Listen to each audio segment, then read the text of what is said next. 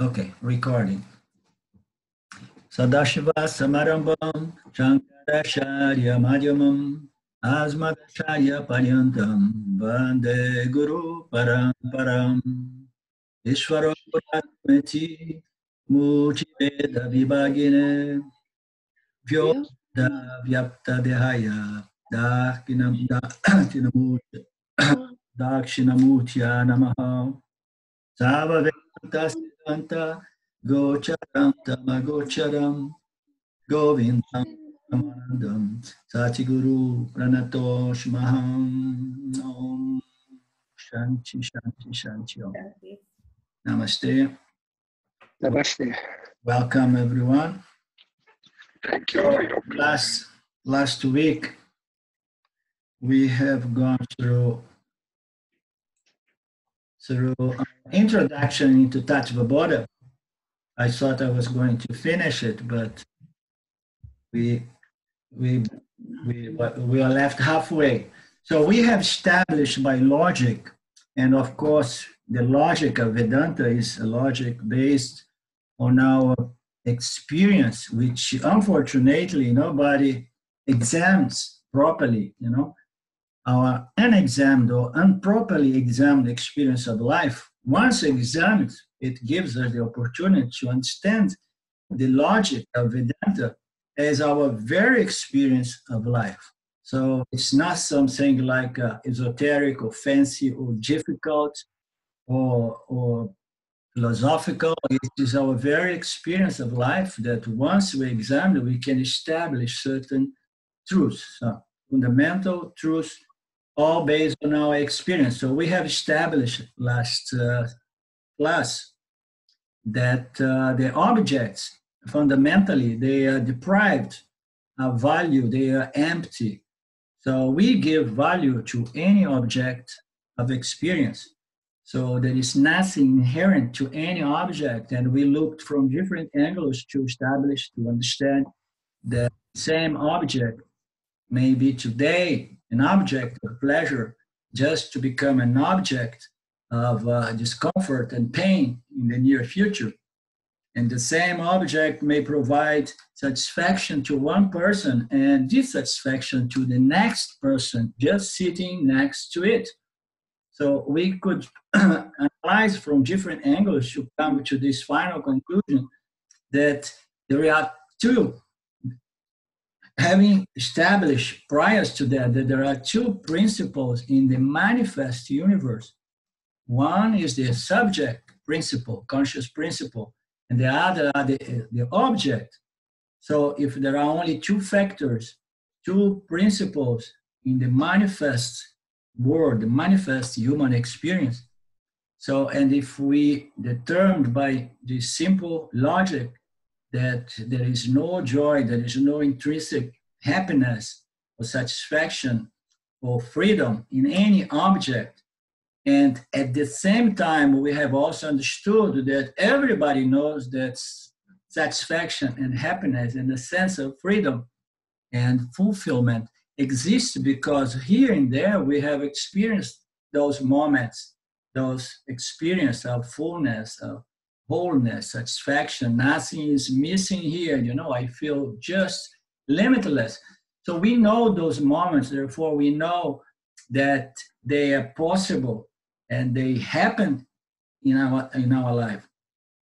So knowing that happiness is possible, and knowing that happiness is never to be really on any object of experience.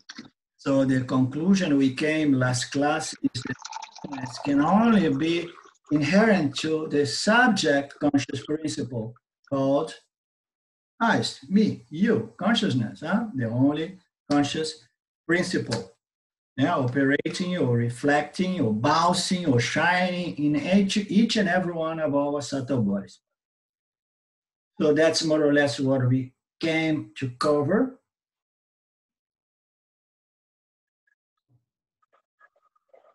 The same object gives different experience to different people. So that brings us to the conclusion that happiness must be coming from me, this conscious, self-conscious, subject principle called consciousness. The only factor principle in existence which cannot be reduced to an object. We remember that. Huh? We began with the definition of subject and object and consciousness, the knower, the experiencer. Huh? The knower, the experiencer, can never be reduced to an object of knowledge, an object of experience. So what distinguishes us from any and all object is that we are that principle that can never be objectified. And that's the point that most people, have difficult, because if it cannot be made into an object of knowledge, how can I know the self if it cannot be turned into an object of knowledge? No? So the scriptures, they declare that self-knowledge is possible. It's not only possible, but it declares that it's the very purpose of life. As we go and we grow and we develop to the point of coming into this quest for moksha, freedom, self-knowledge. So the self can and must be known, and this is the very purpose of life, but it is never known as an object of knowledge, never known as an object of experience. It's known as our very, very nature, the nature of the subject, I, the only I. It's known not as an object, but it's known as the very subject without which no object can exist.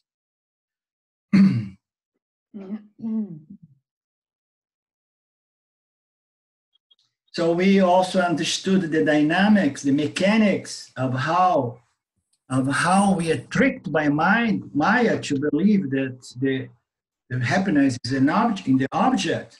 So we understood that the mind gets extroverted and it wants to accomplish and gain things as a means to complete, fulfill, accomplish itself. So in this constant projection of maybe this, maybe that, if I get this, if I get that, the mind remains all the time disturbed, all the time trying to gain, all the time running to get.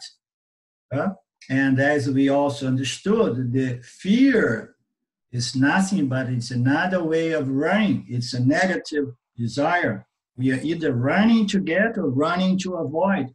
So either one of those energies or movements, mental movements, creates what we call mental agitation. And the mechanics behind this trick of mind is that the moment that we accomplish or gain something, immediately the mind gets resolved. Why? Because for a period of time, there is no desire and fear operating. But when we look into that mechanics, we understand that even when we get accomplishments, when we get things that we dearly desire, for some moment we enjoy a certain joy and happiness. But this joy and happiness is a de facto happiness, a de facto joy. The joy that we gain indirectly by the means of acquisition or avoidance, is a de facto joy. Why? Because every time that we gain something, when we gain something, immediately there is a different kind, although for a moment there is no other desire projecting something, but immediately, in fact, there is another mechanics before that. Every time that we get joy or satisfaction indirectly by the means of acquisition or avoidance, this kind of happiness or joy is a dependent joy, a dependent happiness. It depends on something. This dependence on something immediately brings insecurity to the mind. Yeah? And on top of that, as we gain some things, immediately there is a fear attached to this gain. The fear is like, what if I lose? And fear is a negative desire. It's going to agitate, disturb the mind. How to keep it, how to maintain. What shall I do to maintain it and never lose it? Okay? So these joys we get by gaining, achieving, they are short-lived and they are defect by nature. Okay, it's important we know that so that we don't blame objects as we usually do. We go about pointing our fingers to the objects in our lives. Hey, you did not deliver all the promise, all the promise of the Vedas. The Vedas is a big, big book of advertisement. Do this to get that. You know? So none of, not even those religious, spiritual actions are going to really bring us true happiness, joy, and satisfaction.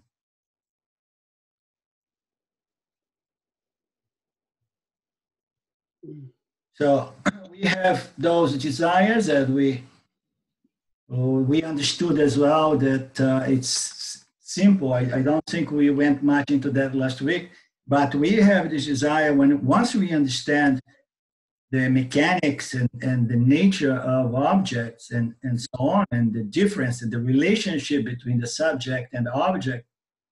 And then we finally say, wow, now I'm good to go. Now I understood. But what happens, in fact, is that these desires, they are deeply, deeply rooted in our causal body. The causal body, they appear in our conscious mind as an impulse to go to gain something, an idea, desire, a fear.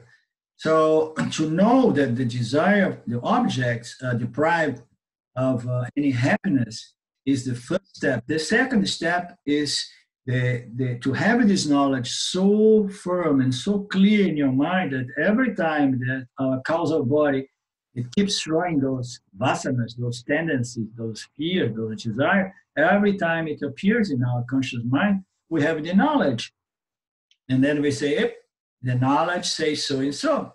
Therefore, I have the means, I have the tools, I have the sword, I have a means to confront those vasanas and prevent them from pushing me around. Yeah, that's what they do. These desires and fears deeply rooted in our causal body. They have been living there forever. Self-ignorance, as we know, is beginningless. And it grows deep roots into our causal body.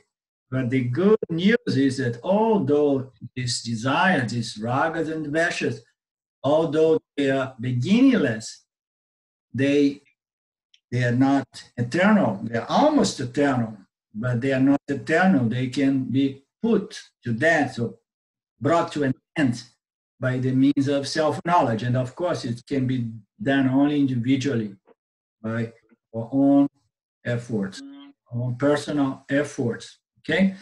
Is everybody following? Everything is good? Yes. Okay. Yeah.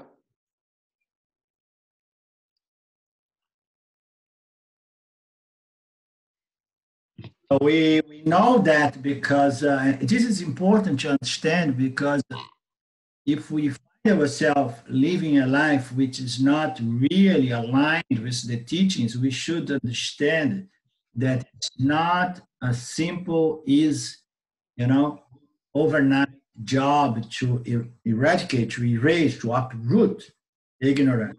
Okay, all those desires and aversions, they are so deeply ingrained in our causal body. They develop roots over time, and they take some time to be uprooted. We need to be nice with ourselves in knowing that self-knowledge requires some persistence, some application of the knowledge, meeting our minds again and again until this knowledge is fresh and always present in our moment-to-moment experience of life.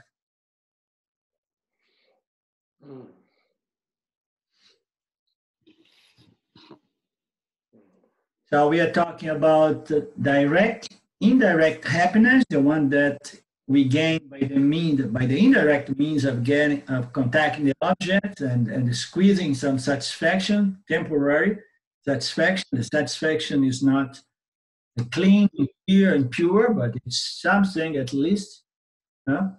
And and then we say that this desire for happiness. Let me read this commentary here. When you clearly see that indirect happiness is only possible temporarily, and furthermore, that the happiness is not coming from the object, but from your very self, you are ready for the fourth, final human pursuit, which is the pursuit of freedom, of self-knowledge, and we pursue self-knowledge because we heard from the scripture that self-knowledge is the only means to gain freedom. Okay, so we are the very rare. We are talking before we open the room today, the class, that Vedanta has a very small appeal, very people interested in Vedanta, and very few people are interested in knowledge, in self-knowledge, as a means to get permanent freedom, permanent satisfaction. So 99.999% of the people in the spiritual world, they still believe that a certain action is going to produce this permanent satisfaction and freedom. It's difficult to turn, to convert this desire to do and experience into a desire to contemplate and know. Somehow the idea of the intellect contemplating, meditating, reflecting, and learning is something developed a bad reputation because they made the mind, they made the intellect the villain. They think that the problem is the mind. And they want to throw the baby with the bath water, not knowing that all knowledge comes through the intellect and requires a means of knowledge, a proper means of knowledge. And by throwing the mind and the intellect, they have no means of knowledge. The means of knowledge is our sense organs. Through those sense organs and the mind, we present to the intellect the impressions from our contact with the world. From there, we can extract, we can gain knowledge. So if we try to destroy or get rid of the intellect, we don't have our very means, the very vehicle, instrument of knowledge. So moksha does not fall under the other three categories. So the other categories were security. Who is not interested in security? Everybody is interested in security. And the Vedic culture does not look down into security. Artha Kama, we don't look down into any of those because we know all of this is part of the process and we need to go through those levels of accomplishments. But those accomplishments should never be an end for themselves, by themselves. They should be always a mean to an end, because once we have gone through Artha, Kama, Dharma, and then we come at the very gate, very door of the fourth human pursuit, which is the pursuit for self-knowledge and moksha. It's a very rare desire. It's a very rare value. Moksha doesn't fall under the other three categories. Moksha is direct pursuit, freedom of fulfillment as your own very nature. The desire for moksha is the desire to understand, know, and own the freedom of your very nature as the self. Okay? So how I'm going to gain moksha? Through understanding, through knowledge. Why? We already know, because we are always ever free, limitless consciousness, ever free, whole, full, complete, purna. So we are already that. But those wrong notions about what we are.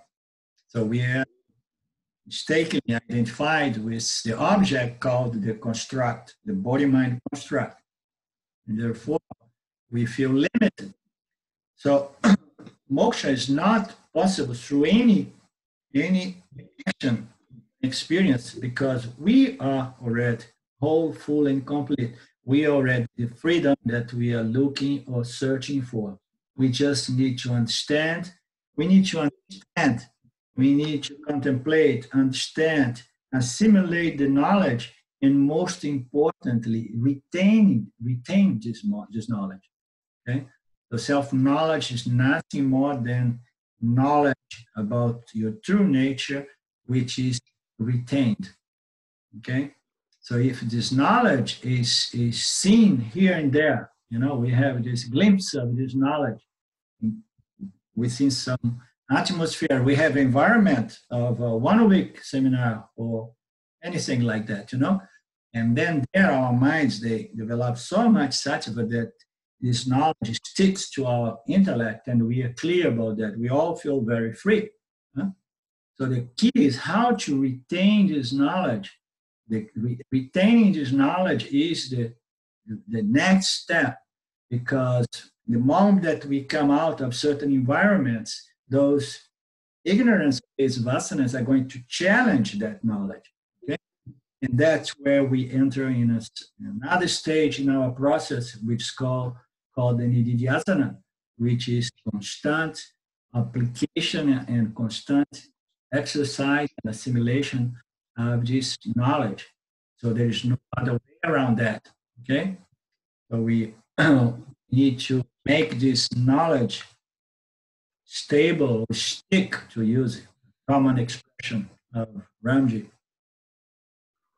And of course, the key to make this knowledge sticking to us, to be retained, is to have our mind with more dominance, or with more proportion in its composition of sattva, because a sattvic mind, a contemplative mind, is rather than a highly extroverted mind, is a mind that allows this knowledge to stick, to be retained. Okay? And the more it's retained, the more it neutralizes ragas and dveshas, and then the more this knowledge remains with us. There is no other way around it. There is no shortcut. It takes what it takes, but this is the work.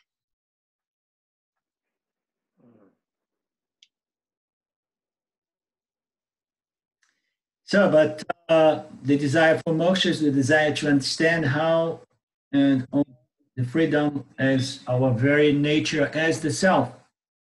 So, but how about actions? Because we have to act every day, right? From morning to the evening, we have to do a lot of actions. So we say that actions definitely can get results, and invariably, these results are experienced. Okay, they are the results, the karma pala, the result of my actions. We have been doing actions all our lives to gain results. Maturity to come to the point in our evolution that we understand that trying to live depending on the results of my actions is very limiting, because every action that I do comes from a limited me, body, mind. No way that I can do an action that can produce unlimited results. So to believe, to depend on the field of the object, the field of action, to find this freedom and limitlessness is impossible. And we have to convert this desire to act and gain the results of our actions into the desire to meditate, reflect, contemplate, and understand and know that we are already this fullness that we are trying to gain by the indirect means of accomplishing goals, gaining objects of desires. That's the main difference between results of actions and results of jnana. Jnana pala and karma pala. Karma pala, the results of these actions are going to produce invariable experience. But when we contemplate, when we expose, when we submit our minds to the teachings of Vedanta, we gain what we call Jnana-pala, which is knowledge. Okay, the result of our contemplation. One is conducive to experience, the other is conducive to knowledge.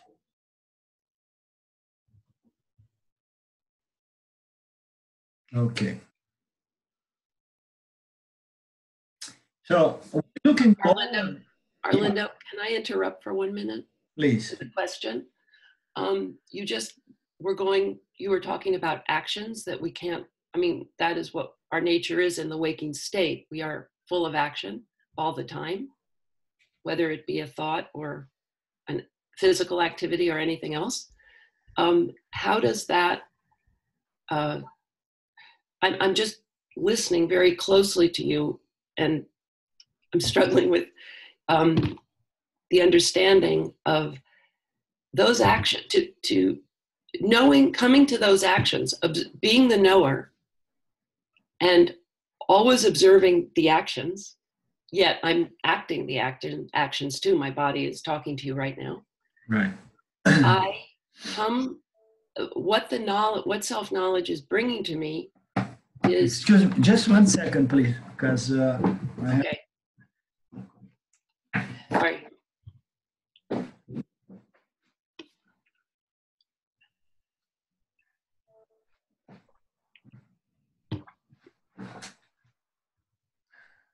Okay. Okay. Let me try and restructure my sentence, my question. Okay, Colin. I'm going to try. I remember the thread. You can carry on. So the thread is, it's Maya again, reversing the reversal. So when you were talking about experiential knowledge and then self-knowledge, right, just now, vis-a-vis the actions. So my question is, if I come to the action and being the knower and knowing I'm the fullness of the self, yeah. And you act from a different platform once you know that you are full. Right, but you're still acting, and the actions can still bring limited desires, limited fulfillment, limited downside, upside, downside, and it develops, coming from that standpoint, it seems to develop that qualification of dispassion. Definitely. Because you're observing the action that normally we're in the action and we're riding the emotional waves of those actions. Yeah. Desires, fears, whatever else that the panorama that exposes itself. Yeah. So I'm just trying to, I'm grasping this.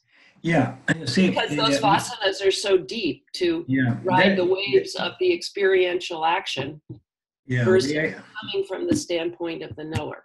Yeah, we identify with those desires, with those fears, and we act upon them, and then we own the results as my karma and so on. This is all part of the jiva going through its own samsara. Okay, so the development of dispassion, we know dispassion is a very important qualification. Is important, but dispassion is also a natural byproduct of this knowledge as we assimilate it, okay? As we understand that we are at full, we are complete, the object cannot satisfy and complete us, and then naturally we're going to lose, we begin losing this, we don't see this object shining as we used to, you understand? And some people find it a little bit scary because it almost looks like a sort of a depression. So when we talk about dispassion, I like to use a word before indifference, because Ramji often also puts it as indifference towards the results of your actions. I like to use another word before this indifference. I like to say it's a positive indifference towards the results of your action. Why? You don't act from the platform of I need this and that to accomplish myself. You don't act from that platform of I am empty. You act from a platform I'm satisfied. Okay, and this shift, this change, it's a gradual process. The development of this qualification, this qualities, this understanding, that is going to change the flavor of our life in the day-to-day mode of the life itself as we go about. Like Carla was saying, that her life has changed since she engaged into Vedanta and applying the teachings and submitting her mind. So the same with all of us, we keep doing that and we keep seeing, experience this qualification, this passion, our sharpness of our mind, our faculty of discrimination, and so on, the way we react to the adversities in day-to-day interaction with the field. So all of that is what we call a spiritual development, a spiritual growth, which is conducive to this full assimilation, retention of this self-knowledge. So there is no problem with acting. The only problem with action, Carla, is to think that an action is going to resolve our problem. It's going to fulfill us, accomplish us, and bring us forward. If we act that way, we are setting ourselves up to failure, because there's no action that a human being can do that can produce full satisfaction, because we are limited beings. Yeah, but we've been programmed. I mean, our society even programs us to believe that.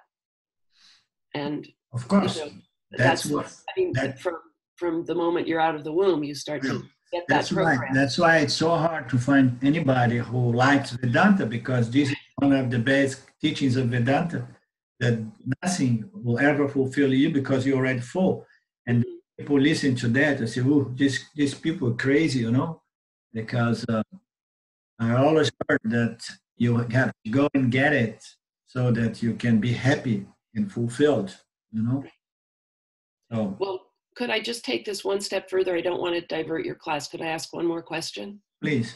Okay. So in playing that out, I'm going to speak personally for a moment, is that as this develops, as this positive indifference develops, watching the actions of the day or the waking state, let's just say, or even the dream state,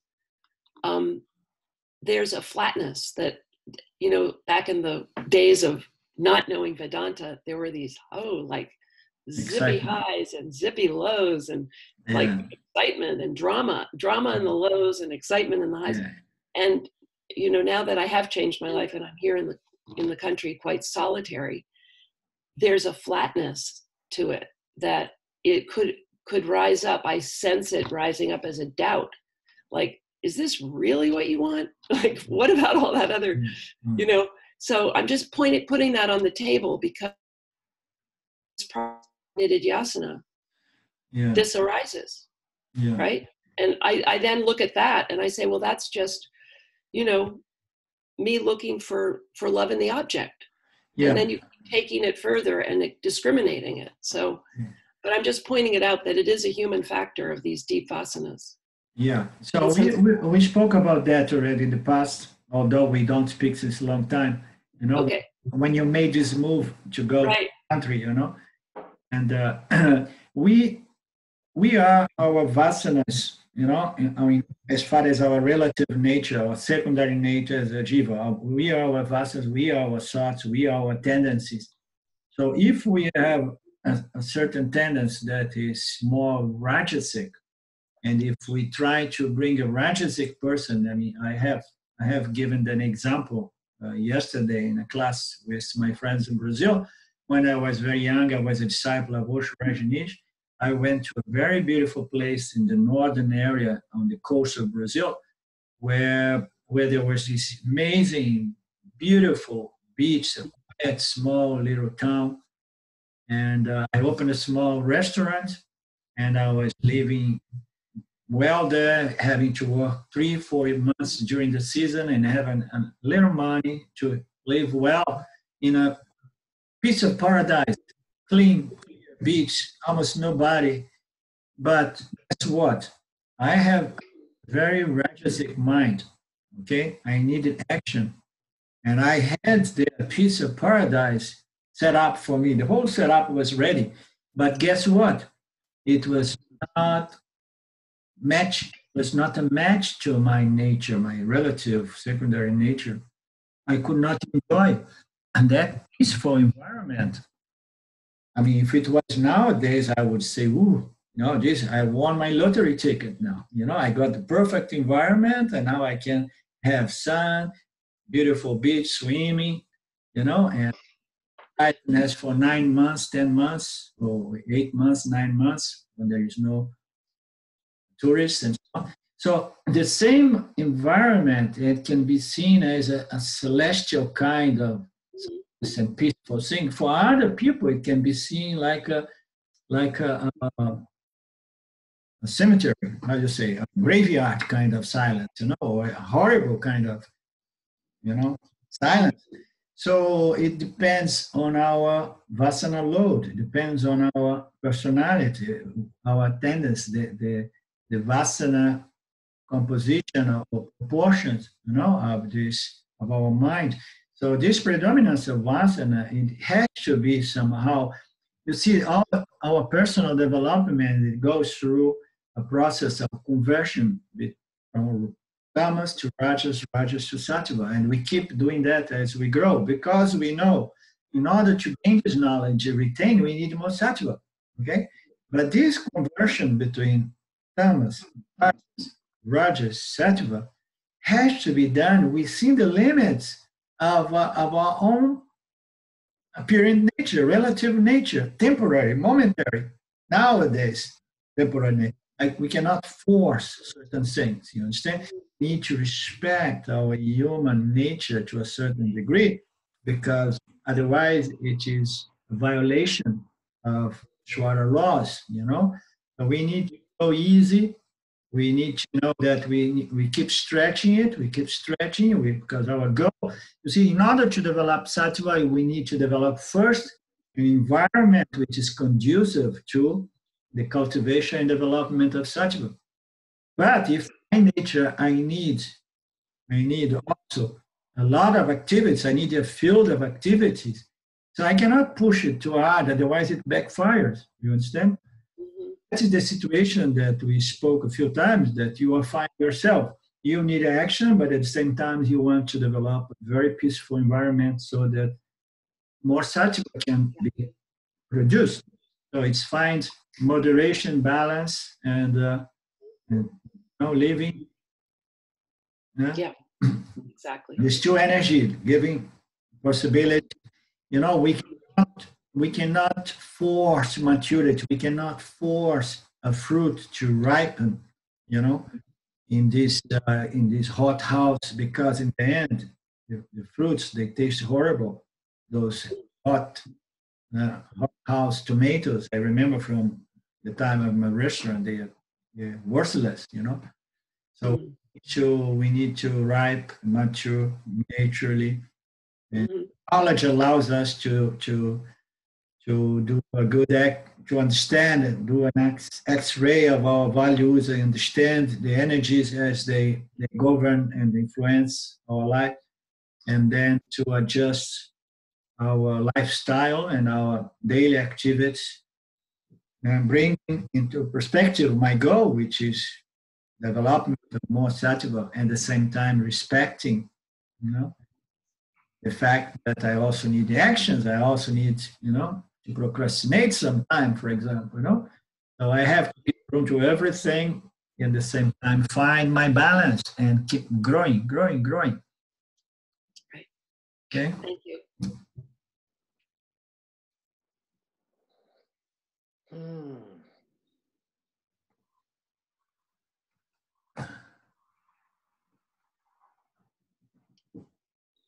We know that actions will never produce, but still we catch ourselves again and again acting and mean to gain freedom. Understand? Oh, again, this old piece of ignorance pushing me around, you know, again and again. So, but we don't give up. Okay, we gain more clear, deeper understanding every time that we are pushed around by these things. You know, I mean, we don't find.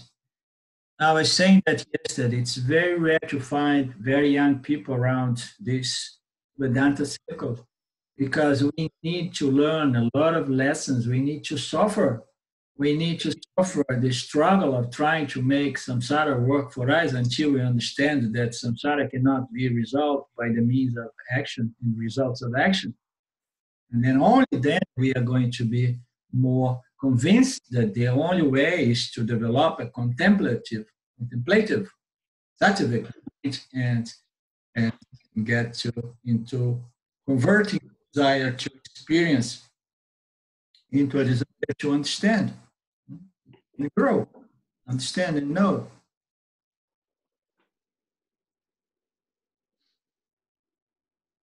So we know that actions are not going to resolve our problems. Still, there are many people out there, 99.9 something of the spiritual world, of the spiritual teachers, they are out there saying that a certain experience, spiritual experience is required in order to free yourself, So it's the most common thing. We know that action is not going to do, but people keep going from Vedanta to this other group because there is all kinds of spiritual circles where people, they suggest that there is a certain action, particular spiritual experience that is required for the self to be known, for the self to be connect, and retain, to get contact to your higher self. All these ideas are so pervasive, and they still influence the way we think and act in our day-to-day.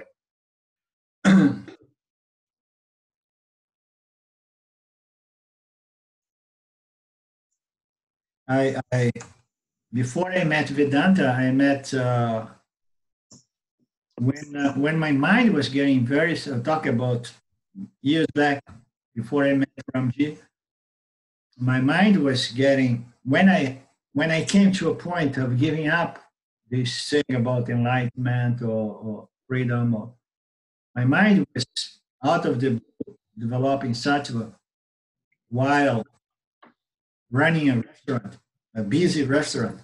My mind began developing more sattva, and I started feeling this pull to meditate. And then next thing, I was looking around to see if I would find a sangha of other spiritual people nearby. So I end up in a circle, a spiritual circle, where the guy became my friend, the guru. And his thing was all about the self. The funny thing is that most of these circles, they teach non-duality. They think they teach non-duality. They present their teachings as non-duality, okay? But what they think is that this guy thought was that every time that he meditates, he goes into a certain state. And he told me that he goes in samadhi. And then in this samadhi, he thinks that he gets connected with the self. You connect with the self. And the more you connect with the self, okay, the more the self remains with you. And then, and he used, at that time, he used to meditate about 8 to 10 hours a day, because he only would feel satisfied when he was connected to the self. I mean, in our circle right now, I can see Kala having a laughter. We find it a joke. How can someone make an effort to connect with the self? When you are the self. Yeah, because without being connected to the self, we are dead meat. So we are rotten already. So we make this effort, and you go there 10 hours, 8 hours, and then you meditate. And the more I do, more I connect with the self. And then one day, I hope that the self is going to be permanently with me. You see the absurdity? Okay? They know that the satisfaction they gain from that state of mind is impermanent, temporary. It depends on their effort. The moment they suspend their effort, they feel limited. This guy, sometimes I would meet him, and he was totally crazy with me because he found for the first time somebody mature coming in his net. These people out there, they are throwing nets trying to get somebody that later on they can claim, oh, I enlightened this one, I enlightened that one. So he was very happy to have found me. And sometimes he would like to meet with me, but after half an hour, he would say, it's enough. It's too much money. I have to go back to my meditation. I would say, but what is your problem? I mean, just you're talking very calm and so on. How can this disturb your freedom, 30 minutes of just talking about the self was enough to disturb, because for him the self was emptiness, the self was silence, the self was the void, Nivikapa Samadhi, in other language. So find these notions, and these notions somehow influence every spiritual seeker in the world, We call, sometimes I call them spiritual samsaris. What is samsara? Samsara or samsaris. Samsara is a human condition that produces grief and sorrow, ecological suffering, which is like trying to make the world of objects work for you, chasing, jumping to the rat race, trying to gain or avoid things. So Jesus, this samsara that we know, the materialistic samsaris, but these people, they are spiritual samsaris.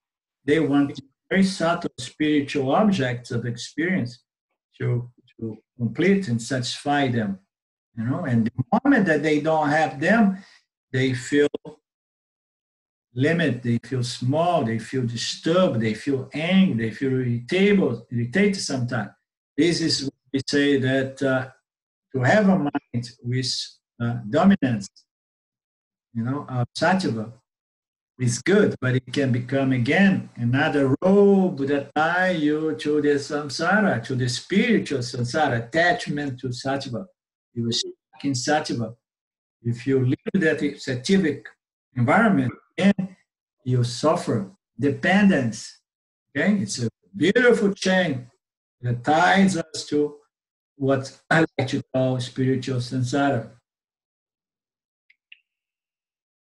So every experience are by nature impermanent, and we are looking for happiness and joy that remains permanently with us. That's the goal of every human being. That's why Vedanta comes at the end of the line. And that's why the scripture says that the very purpose of life is self-knowledge and moksha, because everything we do from the number for the first day that we come in here, or from the first incarnation we had in this universe, is only for the sake of gain this sense of wholeness and fulfillment. Everything we do, we think that we want the object, but we want to reestablish our limitlessness. We want to reestablish our true nature as that which is not limited by lacking anything. Okay, let's go into the introduction of non-duality. To non-duality. The notion that a particular experience is required to get us freedom is based on the belief that whatsoever I may experience out there is something other than myself.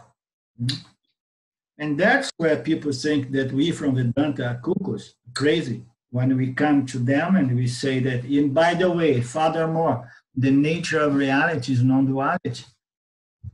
And then they say, whoa, these guys have gone over the line. Now they are really tripping.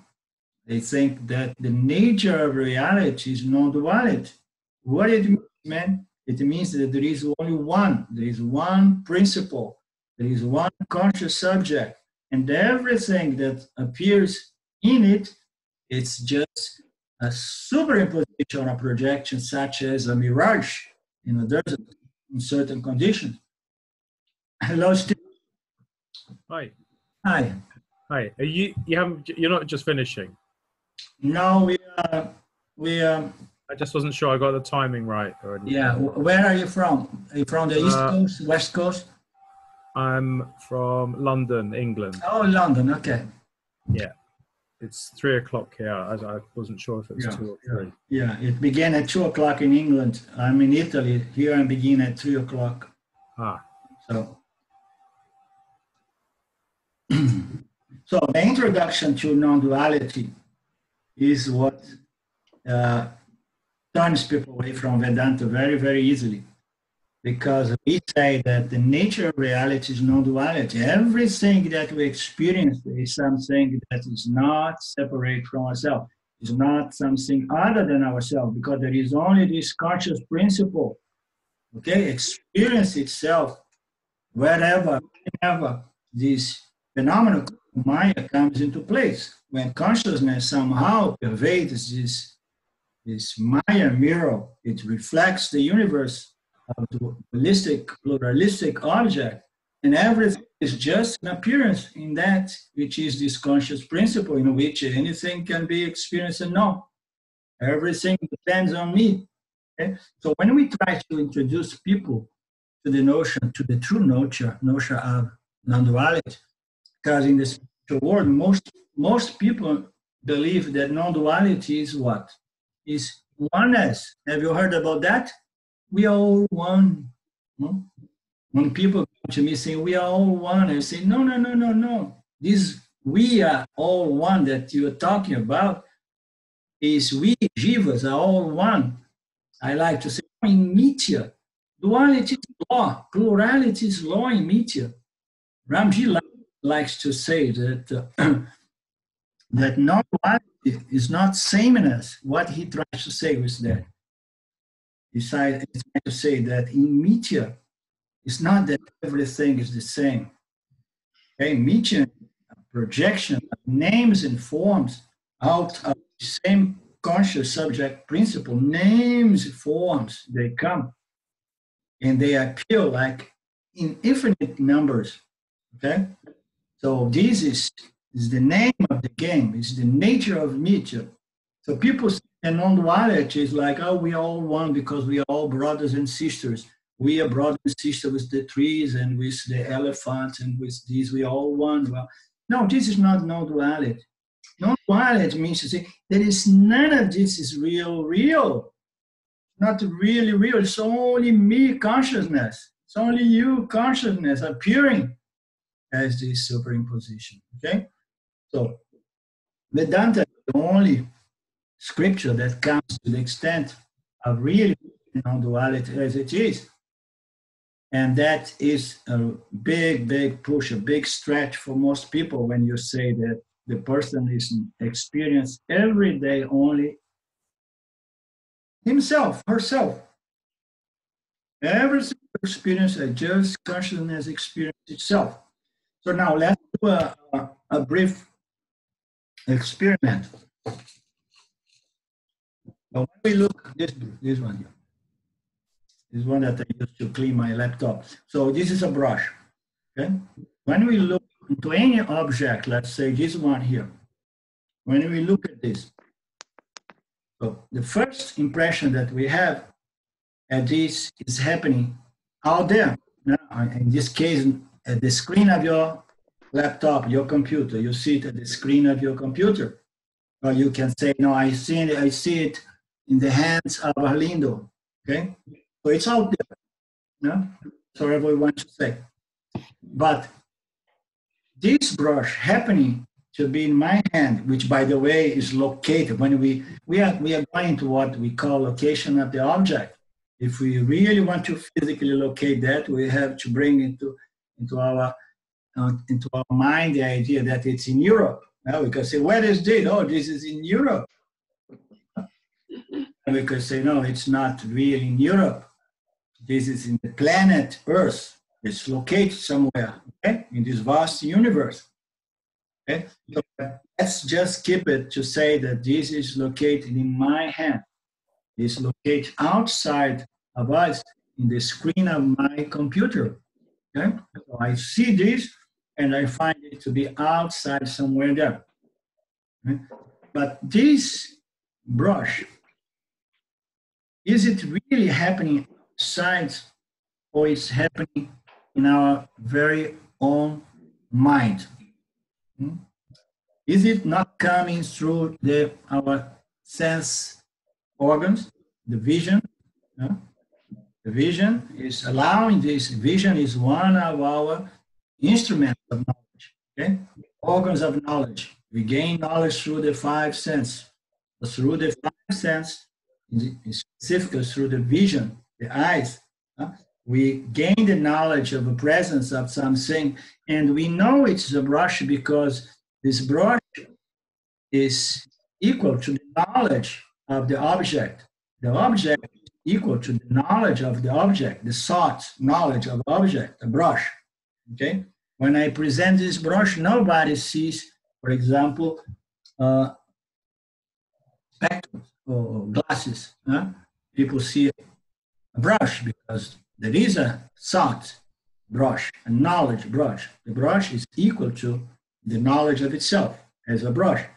So this knowledge, it happens in the mind of the individual, the same way that when we locate this brush, and we may say that this brush is happening in Europe or in the planet Earth or in the Milky Way, or we may say it's happening in the universe. Okay, so if we locate this brush in the universe, okay, then the next state we can say assim, but where is the universe located? And then one can say space. But actually space may be more correct to say appears in the universe. But regardless, this brush appearing in the universe, has anyone ever seen the universe? Universe is but a concept in our mind. So universe in which this brush is located is a concept created in my mind and gained and retained in my mind. So this brush is only and only appearing in my own mind as the thought brush. Okay? So everything that we experience in our own mind through our sense organs.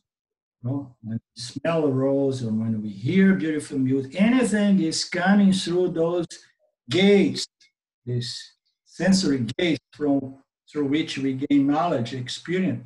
So we gain those, and then we retain this knowledge. Now, everything is just happening in our own mind. Another interesting thing is when we see a brush like that, in order to experience this brush that is in Italy, nobody needs to come to Italy. And then we say, no, but it's not really in Italy, it's on the screen of my computer. Nobody has to go up to the screen of the computer to experience that. We can maintain our distance to the screen, yet we experience the brush. So we all experience the object in our minds, okay? So the next step then is to consider how far our mind is from the subject principle of consciousness, the conscious subject principle. We have established that the mind, the intellect, they are by definition also objects, okay? So last class we have established, determined that an object is anything that can be objectified, seen, experienced, known, conceptualized, etc. Anything other than myself. We have determined that the self is the only principle that cannot be reduced to an object of knowledge. So now we have this object, which is the intellect, the mind, in which the objects appear.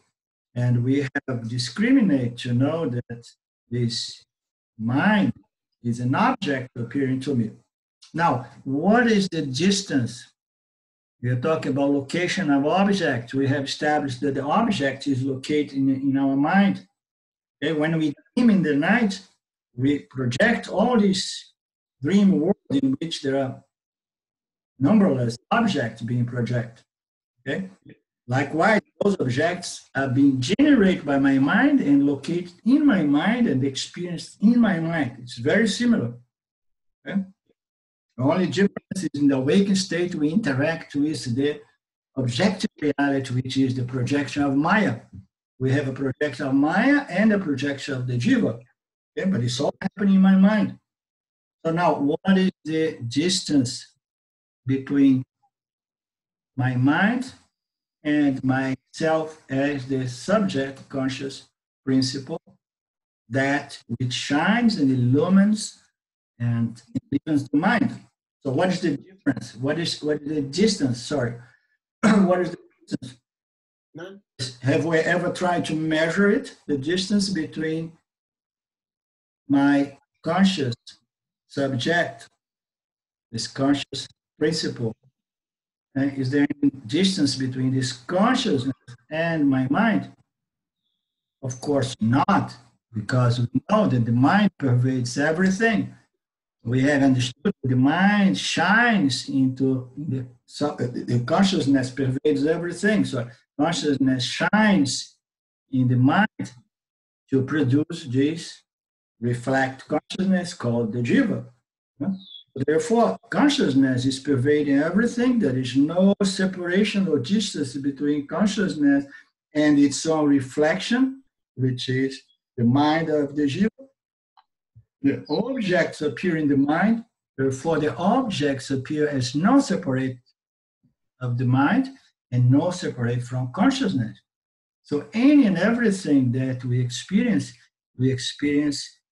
non-separate, not apart from myself, as myself appearing as a name and a form. Okay?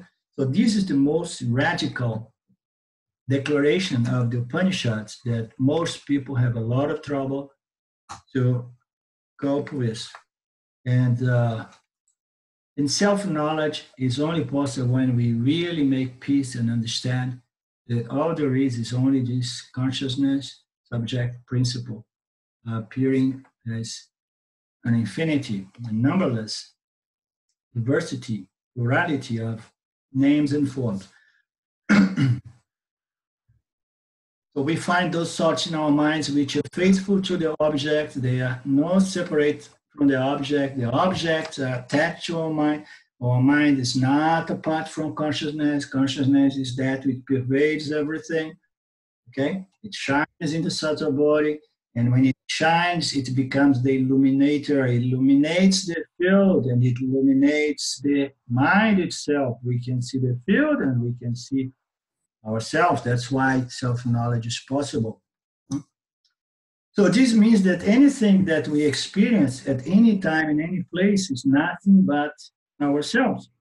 Why? Because experience is only a thought object, and that not only are made out of the mind, but it's most important, it's not apart from the mind. And as we have already established, the mind is not apart from you, the subject conscious principle, the real consciousness, the real subject principle. Okay? So the mind, the intellect is a reflection of this consciousness that we are. So the idea that action is required to gain a particular experience of the self is based on a fundamental misunderstanding that most people in the spiritual world, even the gurus, especially the big famous gurus, okay, that supposedly teach non-duality. They teach duality as non-duality. What is this basic, most fundamental misunderstanding? Is the non-recognition of the non-dual nature of reality. Okay? So everyone who tells anybody else to say, go and do this and that so that you can connect and gain the self, and gain consciousness, or become more conscious, or anything like that, is misleading other people because it's based on the fact, on the misconception that the nature of reality is duality, rather than the nature of reality is the one non-dual, limitless self. It's limitless only because it's the only thing. It's one without a second, one without otherness. That's why it's limitless. Self-knowledge produces this sense of liberation and freedom because you discover that even when the body is destroyed, you don't go anywhere because you are all pervasive. You are everywhere, infinitely in all directions. The universe appears in you. You know, it's a small little thing in the vastness of this conscious principle. So there is no way, nowhere you cannot exist. And that's where the Jnani, the Jivan Mukta, relaxed about the mortality, the decay, the old age, and the death of the body-mind construct, the jiva construct. He has no big deal, problems about that, because he has realized its higher nature, not to say his real nature, as this conscious subject principle, which pervades everything, ever, always present, is ever modifying, okay? Never changing.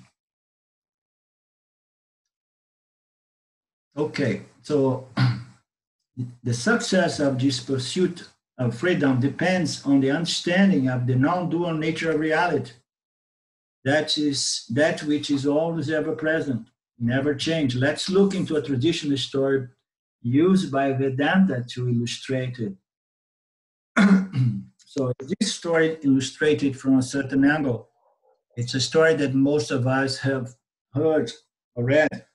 It's the 10th man story. We have a group of people traveling in India. They go to a pilgrimage. Okay, they are very religious people. They intend.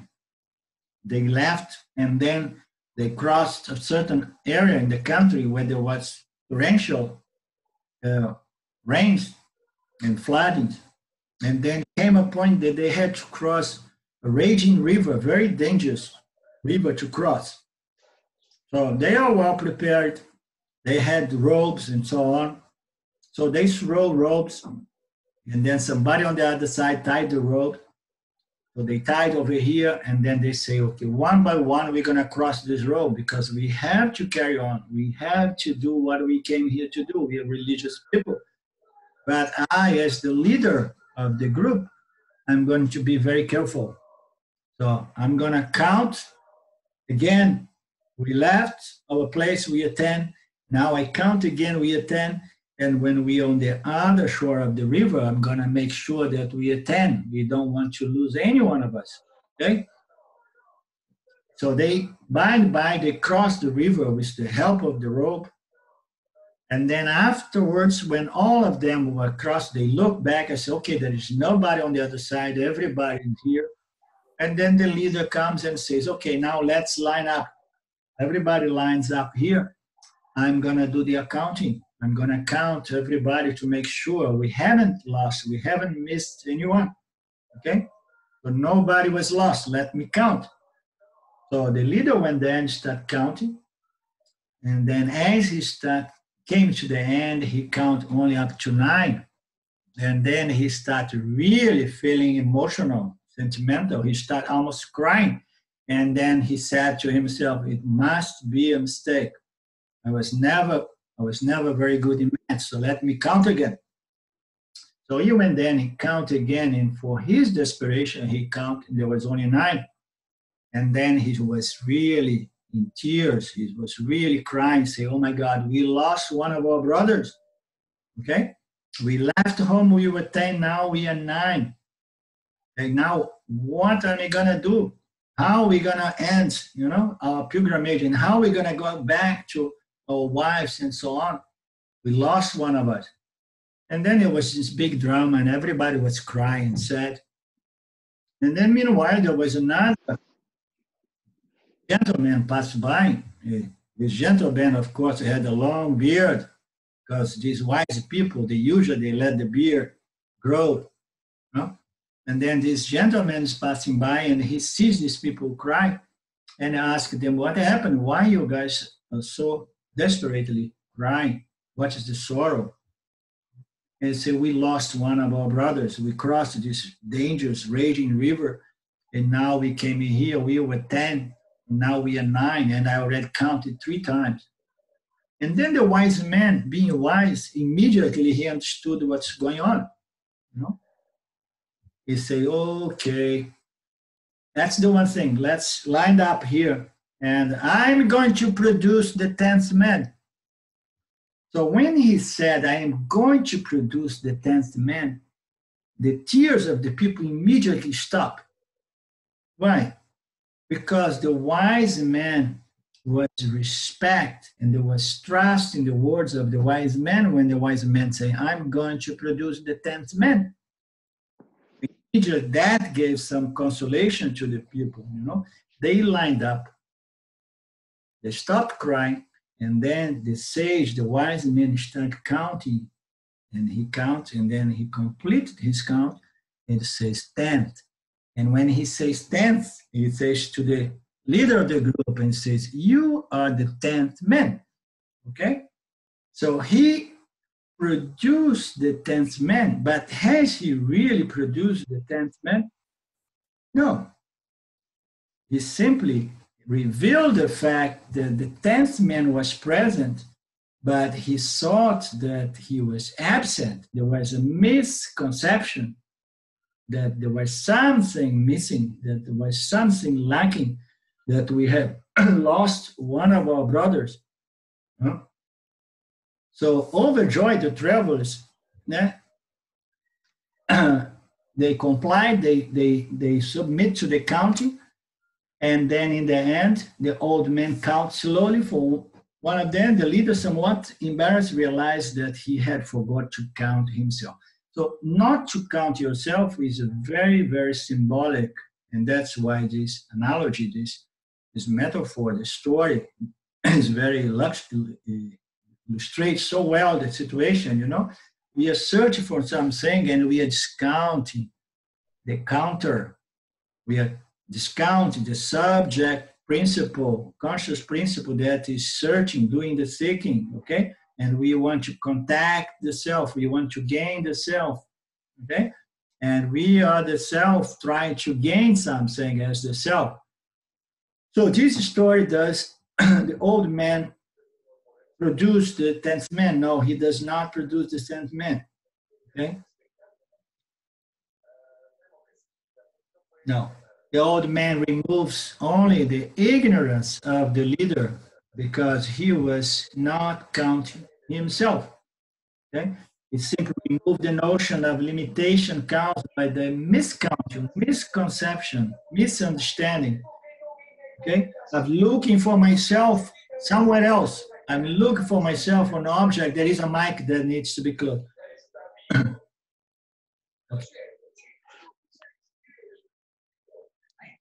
There is a TV on. So similarly, the contention of Vedanta is that you are always ever present, changeless present, and free. So there is nothing you can do to produce this freedom because you are the 10th man. You are this freedom, always ever present, but somehow mislooked, overseen, miscounted, discounted, or howsoever you want to put it, okay? So there is nothing we can do to produce this freedom and limitlessness and happiness, because this happiness is our very, very nature. So now when we hear that, we can even either enjoy the fact, wow, there is nothing I can do, or we can feel like, oh my God, if there is nothing I can do now, so what? The way I will take this statement, this declaration of the Upanishad says a lot about who, what I am and what we are, as a jiva. So is it a good news or bad news when I hear that there is nothing I can do to gain happiness? So it is a bad news if I consider myself to be a doer, and if I believe that limit actions can produce limitless result. But it's an excellent news if I came to the maturity, to the level of development, to understand that everything I have done in life brought me to this cross, this conjunction, this moment in my life of having to accept the fact that nothing that I can do will ever resolve this problem called samsara, this problem called human sorrow and grief, okay? Very, very few individuals come to that point, come to that understand, to the acceptance that there is nothing we can do to resolve this problem. And for those very few individuals, this understanding is going to be the greatest news, because then we know, okay, enough, basta. Okay, enough. I'm no longer going to be chasing things to gain or to avoid things. I'm not going to be running around in samsara trying to produce something that is impossible to gain. It's impossible to accomplish by the means of action. So coming to that understanding can be a great revelation, can be great relief, for those individuals that have the maturity to understand and appreciate such declaration, such statement. So knowing that you cannot do any action to get this permanent freedom, joy, and satisfaction that you seek, the situation may seem to be even dire or more desperate to some people. That's why we can never throw Vedanta to anybody. Okay? So only more mature individuals can really cope with those statements and declarations of Vedanta. If we try to present Vedanta to people who are absolutely unprepared, if I try to talk about that to people in my life who are very young and they still have a lot of investment in samsara, a lot of hope, they haven't gone through those frictions of life that allows us to develop maturity, they still have hopes that things out there, experience, gains, accomplishments are going to solve their condition, So to tell them there is nothing you can do, and if they're not really ready for that, that is a certain kind of violation of Dharma as well.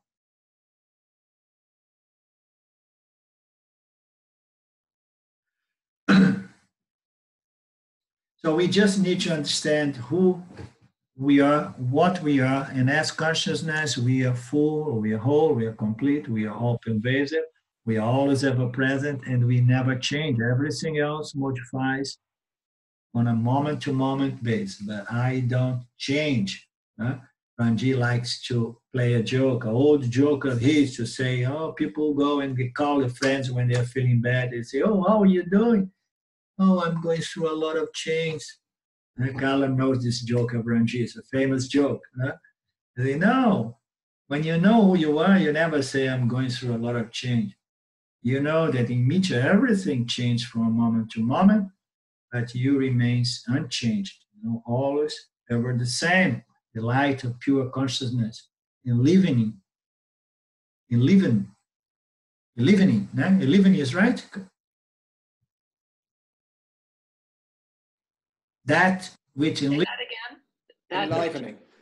enlightening. Enlivening.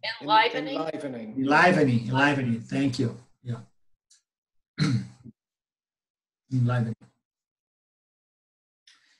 So now we understand that we have a value, and we are mature enough to understand that only knowledge is going to solve this problem, because we are already the 10th man. There's no way that we're going to have to produce. Only the knowledge, understand the removal of certain notions of ignorance are going to solve this problem.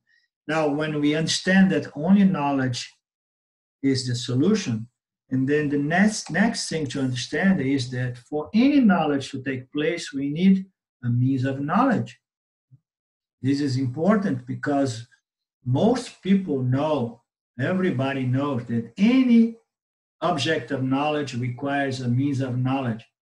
Okay, and we're talking about you want to become a medical doctor, you need to go through that board of knowledge, 5-10 years of universities and so on, until you assimilate all that knowledge. You need a means of knowledge, board of knowledge that allows you to know the science of the medical science.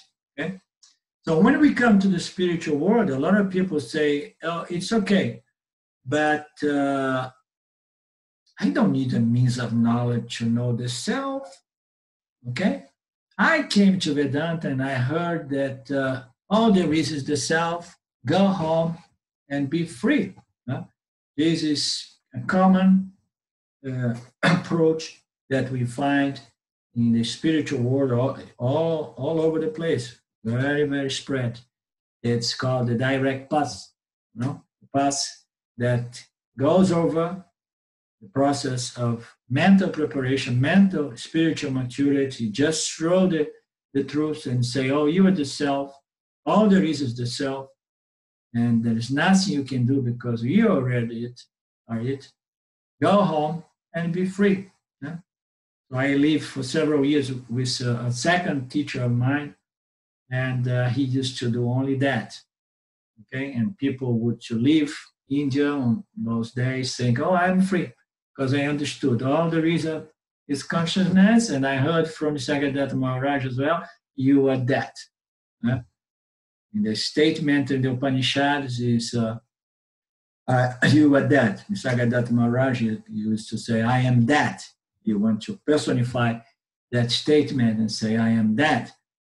So, but you are consciousness, you are that is a compliment. You are this limitless consciousness and you are always ever free. It's a wonderful statement, but it's not necessarily understood unless we have submit our minds to a proper, complete, extensive means of knowledge through which we can really, really assimilate, gain, and retain firmly a hard and fast certainty, doubt-free knowledge in reference to what I really am requires an extensive, complete means of knowledge. And this means of knowledge is called Vedanta, okay?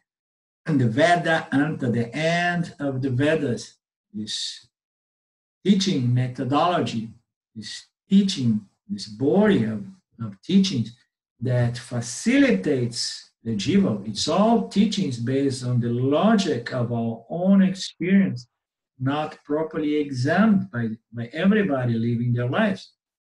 Because we are born out of ignorance, nobody questions duality, nobody questions the fact that life is about going and getting it. Happiness is to be found in the other, in the object. Nobody ever questions that. Only when you come to Vedanta. Therefore, when we come to Vedanta, we need to submit our minds to this entire body of knowledge, a means of knowledge. We cannot gain this knowledge without a means of knowledge and personal effort. And then somebody comes and says, oh, no, this is BS. Because there are other people who did not need Vedanta. There are other people who did not need anything, like Nisargadatta Maharaj, he had a guru. But how about that? Ramana Maharaj, he never had a guru. He never had a teacher. He just popped up like that. And he had his epiphany and he became a saint, a sage, an enlightened being, and so on. Okay? So those are exceptions to the rules, but they are not even exceptions to the rules. Because if someone like Nisargadatta Maharaj was my main source of inspiration. I was inspired by him, and I was following his footsteps, his pointers, because he never had a teaching, you know? But and somehow try to use him as an example of what's possible. Okay, but those are exceptions to the rule. But certain individuals, like those individuals that I just mentioned, they already had a certain level of preparation or maturity or purification of mind that was acquired in previous incarnation. Okay? So when you see someone like Ramana Maharaj just getting the knowledge out of the blue, don't be misled to believe that it could happen to us any moment, because those are exceptions to the rules. And they are not real exceptions, because if they did not go through the process of preparation and purification of the mind in this lifetime, they went through in previous lifetimes, okay? We need this means of knowledge. We need to be ready to submit, to expose our minds to this means of knowledge. Typically, our means of knowledge are our minds and sense. we use perception and inference to gather information and come to certain conclusions about the world, the objects, no? The objective knowledge, knowledge out there. Why won't these means of knowledge work for self-knowledge? So what it's saying is that the knowledge is not, the knowledge of the self or self-knowledge of the self cannot be reduced to an object of knowledge. And we open our class today, we mentioned that briefly, that becomes a problem to most people because immediately they say, okay, so we need a means of knowledge. And how can a means of knowledge, a board of knowledge, be deprived of an object of knowledge? Because the self is not an object of knowledge. Okay? So how I'm going to gain knowledge of something that is not an object of knowledge? You see the trouble? So how? It's not an object of experience, it's not an object of knowledge, but the Upanishads declare that, but it not only can be known, it must be known if we want freedom, if we want peace, if we want to enjoy our lives and experience our nature as limitlessness. Okay?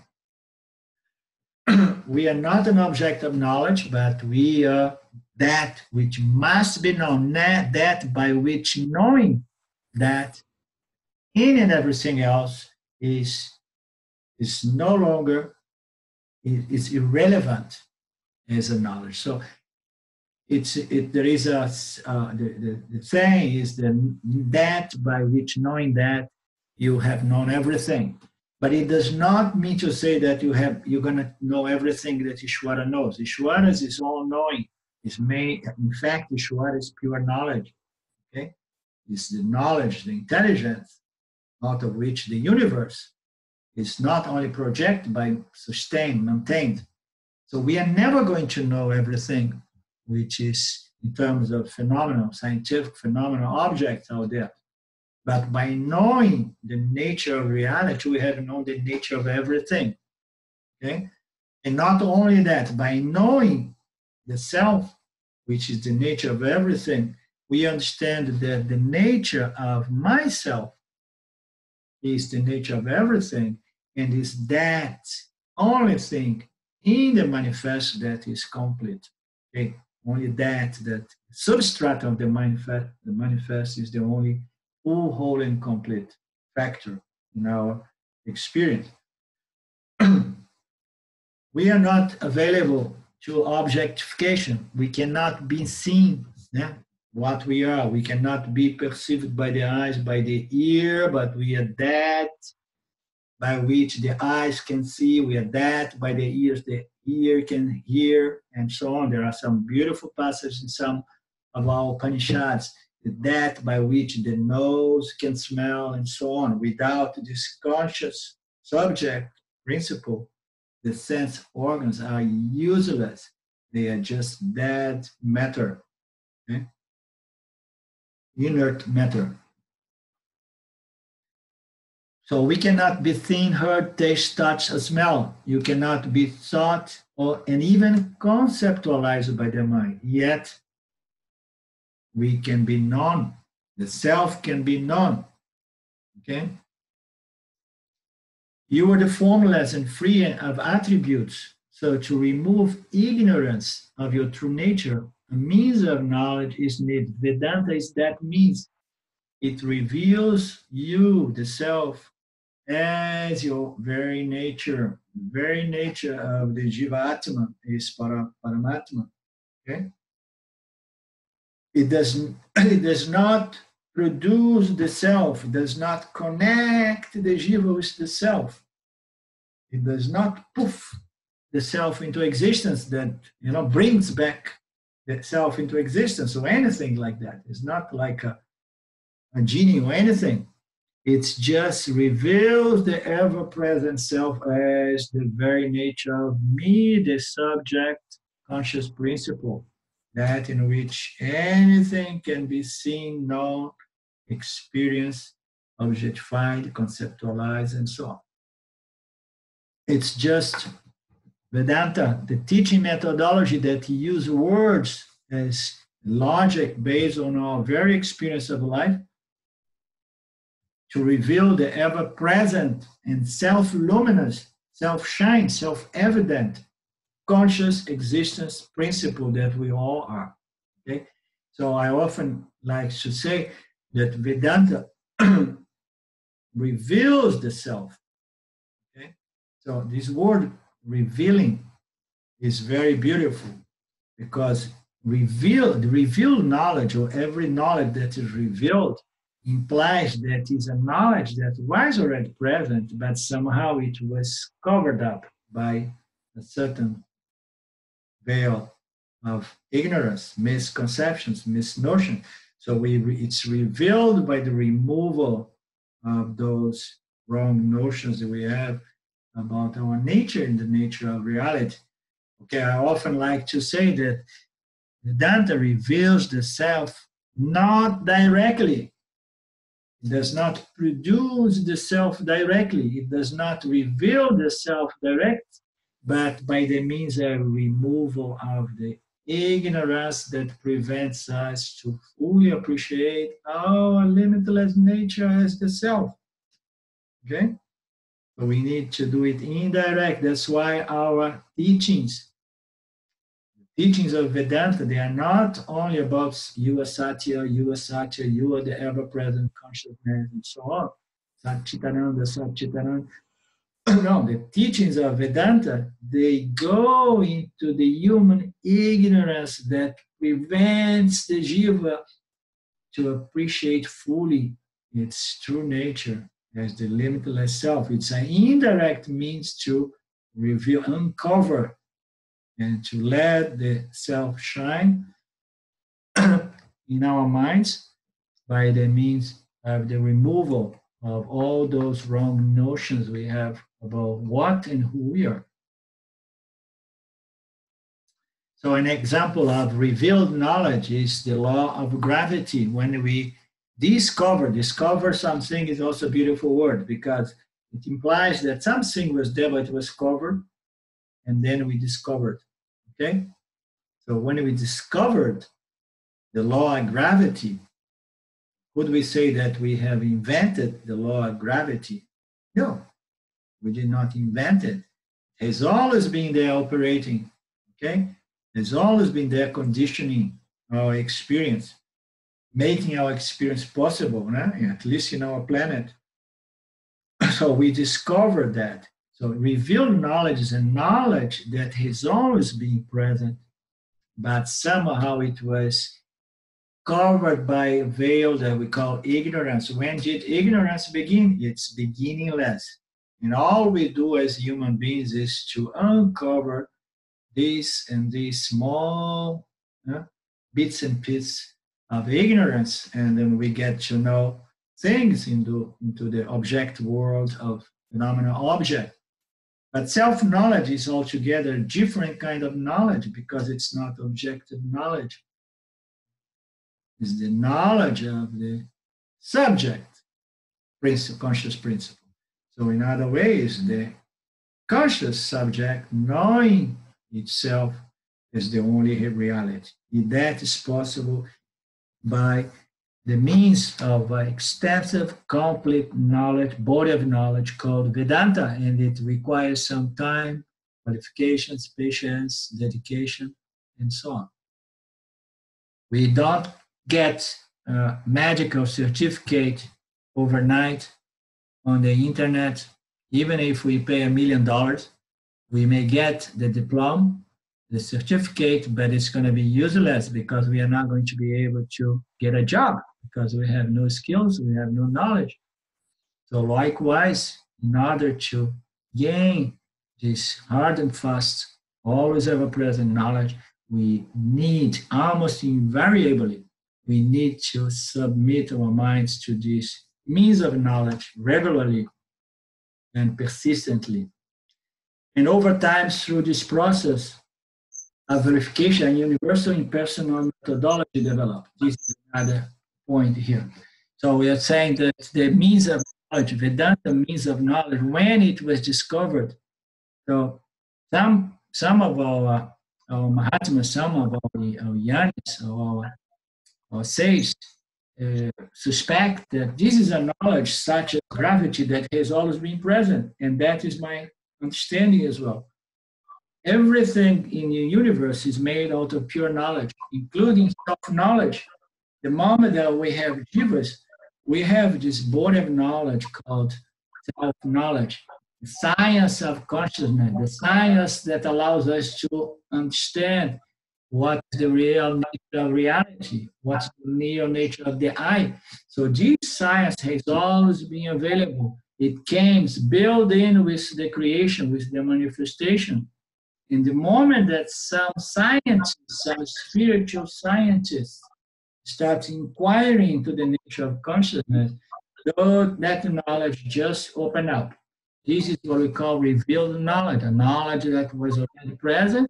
All it required was certain minds that start inquiring into that field, which is a very unique kind of field because consciousness is not an object, but it's the very subject of the one doing the inquiry.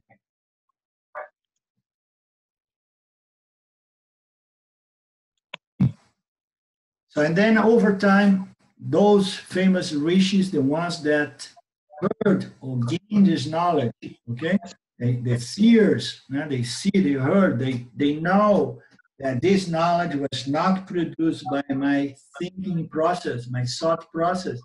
It was somehow revealed to me, it came to me, it was not originate from me. And then more and more of these individuals with this kind of contemplative mind that come to the same conclusions. That's why we call it a science, because over time, more and more individuals came to the same knowledge. Okay?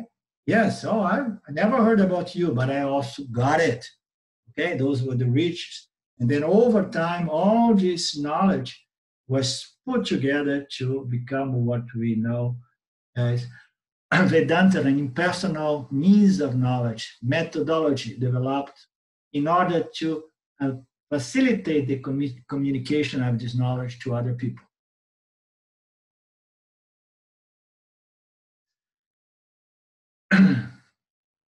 Any questions?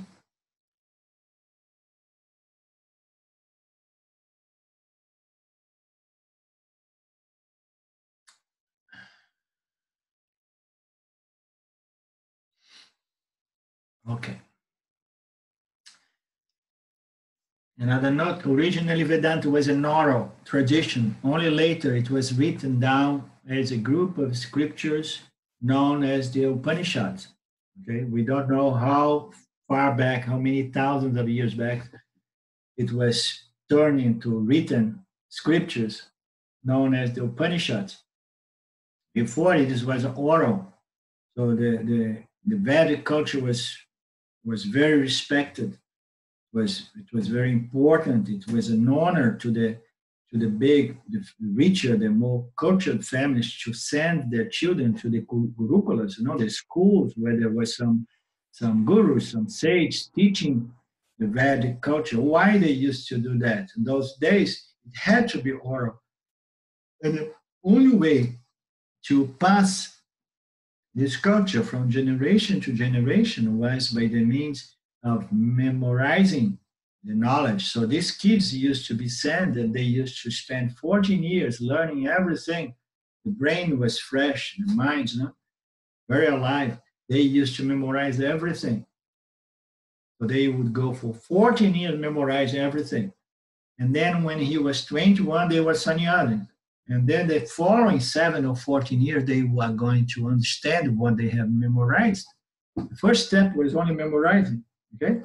So that they could be used as instruments that could pass on this knowledge to the next generation. So it was an oral tradition that only recently became known as Upanishad. Most of this tradition is said to be lost, but we still have the 4 Vedas and certain numbers of Upanishads, about 110 or 11 of them are the most important. And besides the Upanishads, which are the primary scripture, the primary text. We have the commentaries on the Upanishads, which are the Brahma Sutras, and we have the Gita, which is the Upanishads, made into a nice, beautiful, loving story that integrates Kama Yoga with Jnana Yoga. And then we have our recent Mahatmas, our recent Yanis, that wrote beautiful texts, among them Shankara, which is the Swami that wrote this introductory text called Tattva Bodha. Okay, so we have a lot of materials, although it's said that most of what was there one time is lost in time. Okay, originally Vedanta, although the word scripture may conjure up ideas of authoritarianism, yes, how you say that? You got it, huh? That's why I like you to help me. Authoritarianism? Yeah, authoritarianism. Very difficult, this one for me. Or dogmatism. So it's the scripture that people say, oh, scripture, oh, it's law, we have to follow the scripture. So it has this connotation. But Vedanta, being a scripture tradition, is a good thing because it gives the student, the serious student of self-knowledge, a third part objective source so that the teacher can be verified, because nowadays nobody has any third-party source to put any statement from any teacher against you, to say, okay, let's see whether we can see if what this guy is saying has any fundament, it has any substance. So we have the scriptures as this third-part objective source that anybody can go back and verify. So the scripture is our friend and protector and guide. So in truth, in Vedanta, the real teacher is Ishvara, and Ishvara teaches us through the scriptures, and the teacher or the guru is just a link in the tradition that helps the student to understand the meaning of those statements of the Upanishads. Okay. However, this does not mean that you should read the scripture with the idea that you are going to teach yourself. So we also say, on the other hand, although only the individual can remove one's own ignorance, no teacher can remove anyone's ignorance. Okay? So although only the student can take care of their own ignorance, yet the student alone, with very rare exceptions, needs the teacher. Okay, the teaching is kind of one package deal when we come to Vedanta. Why? Because with rare exceptions, if we try to go on our own directly studying the scriptures, we're going to misinterpret the teachings according to our own bias, according to our own vasana, according to our own notions. Okay, so it's very, very difficult to study the scriptures, although any effort we do to study the scriptures is a valid effort. But it's very important that we can check with someone who has a certain familiarity and understanding of the meaning of those statements, meaning of those teachings, somebody who was benefited by this means of knowledge, and somebody who can somehow unfold, present, and explain, resolve doubts, resolve apparent contradictions, and so on, so that we don't distort, we don't misinterpret the statements of the Upanishads. But the intention of the teacher is not to make anybody dependent on the teacher, because once Vedanta has been taught, once we gain this knowledge, the next step is what we call nididhyasana. No, I have to use this means of knowledge to remove my own ignorance. It's, as we said, only each one of us can do that. And we have the benefit of being able to consult our teacher anytime I have doubts that I cannot resolve on my own, or I'm confused about certain statements. Doubts, they have to be resolved. Doubts are part, the resolution of doubts is part of the second stage that we call manana. Manana is reflecting, contemplating, and resolving doubts. And it's very important to have a help of a good friend for resolving doubts. Okay? All those doubts, if they are not resolved, they are going to undermine his knowledge. And this knowledge is never going to be a doubt-free knowledge. And this knowledge works for us only to the degree that it's a doubt-free knowledge in reference to my true identity nature as the limitless conscious subject principle.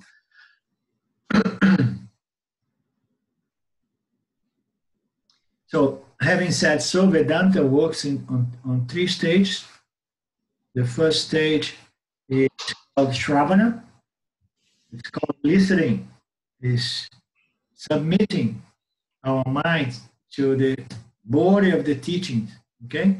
We're going to submit it. Nowadays, we can do it by audio, by videos, by books.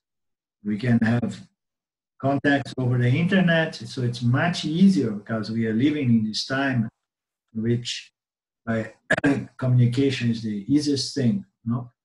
So, but anyhow, in one way or the other, we need to be able to be taught. No? This first stage of Vedanta is called Shravana. Shravana literally means listening. So it's very indicative when we say listening. It means that it's listening from the teaching being presented by a second part, okay, by the other. I'm listening to it. It does not say by studying, by reading. It says by listening. Okay? It has to be taught. So the first stage is to be taught, is to listen to the teaching. And then as we go about submitting our minds to the teachings, we also go into the second stage, okay, called manana. Manana is reflecting, meditating, contemplating on this teaching, and again, resolving our doubts with the help of a good friend. Okay? This is the second stage called manana. And the third stage is called nididhyasana, which is literally means assimilation of the knowledge. And it's common sense. We hear, we listen it attentively, we try to listen to it with an open mind, with a certain trust that maybe the scriptures are pointing us to the right direction when it says that no action is going to produce your limitless nature. Only understanding will take care of that problem. So this trust that the scripture may be pointing me to the right direction when it says that the nature of reality is non-duality, and all there is the conscious subject principle called I, the very I that I say hundreds of thousands of times every day, I mentioned. Okay? So all these statements, we need to listen to them, listen to the logic that unfolds those declarations, that yells and explain and expose those declarations with an open and flexible mind, trying to suspend our limiting notions and ideas that have not taken care of my samsara problem. If I'm still looking for the self, it means that I better listen to Vedanta. Okay? It means that I have not managed to break free from samsara. I'm still trying to make the world work for me. Therefore, I go traveling with an open, flexible mind, ready to make room for wider, more loftier and expansive thoughts and concepts, notions. Okay? So with that mental attitude, without filtering the teachings through all our notions, all our limiting notions. So with that attitude, we do our Shravana.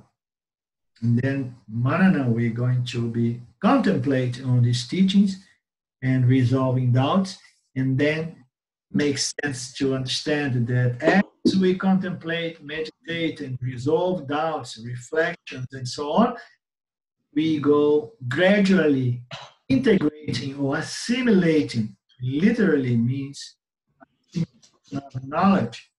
But Shankaracharya, about 1,300 years ago, introduced another meaning to this word, nididhyasana. He called it also application of knowledge, and I love this, okay? Application of knowledge.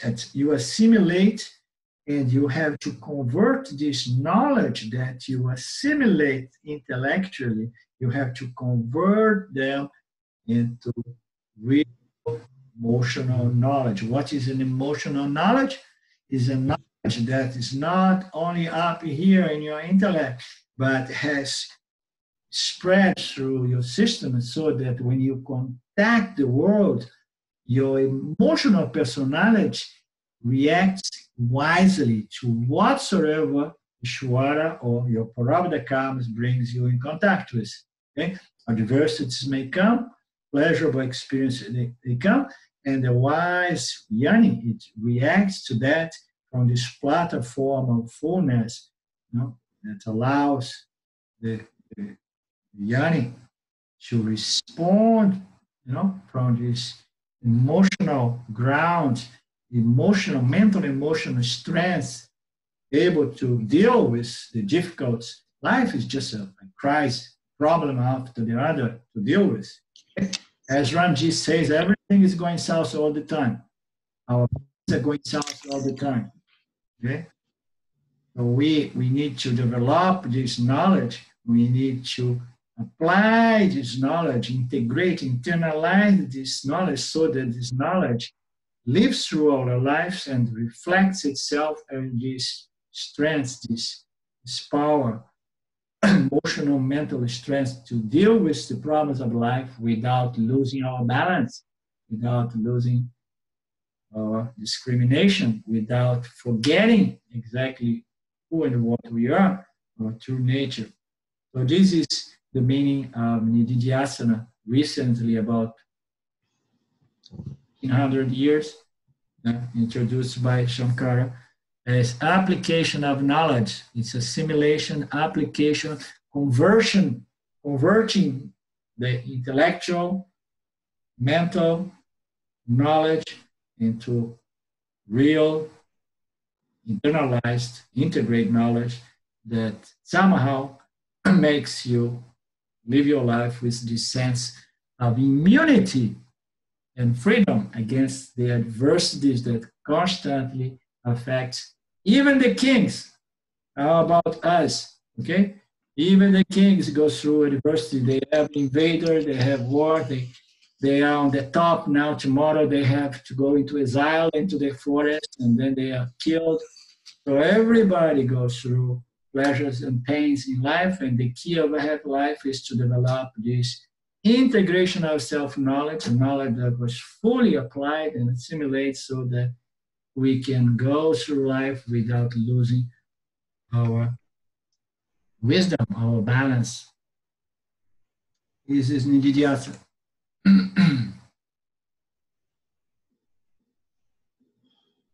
And that's all there is to Vedanta. Vedanta is not mystical, it's not esoteric, it's not fancy. There is nothing absolutely mystical about Vedanta. If people think that Vedanta may be something esoteric or mystical, forget it. Vedanta is pure knowledge. Oh, pure knowledge, okay, but I want to have a mystical experience to validate this knowledge. A lot of us have had this great idea. Okay, I find it very beautiful. But now I want to have a mystical epiphany, a mystical experience to prove this knowledge. You see the absurdity of that. Now I want to produce an experience And we know that every experience is limited by time and space. It's impermanent. I produce an experience that can prove that I am the light of consciousness, that I never change, and I'm always ever present. The subject principle now wants to have an object that is limited by nature to validate itself as the only subject conscious principle which is limitless by nature. It's a total absurdity. Therefore, it's just better to forget about that. Some people, they came with some tendencies, spiritual tendencies, vasanas, or mystical, esoterical, epiphanies, and so on. Some people come with those things. Okay? Look at the life of Ramana Maharaj. He was only 16, 17, and he had that experience, and immediately he went from Nirvikalpa Samadhi. He was neglecting his body. Temple of God, body, gave him a body. He was neglecting his body, getting his body attached to the ground of some dirt caves in Tiruvannamalai. Okay?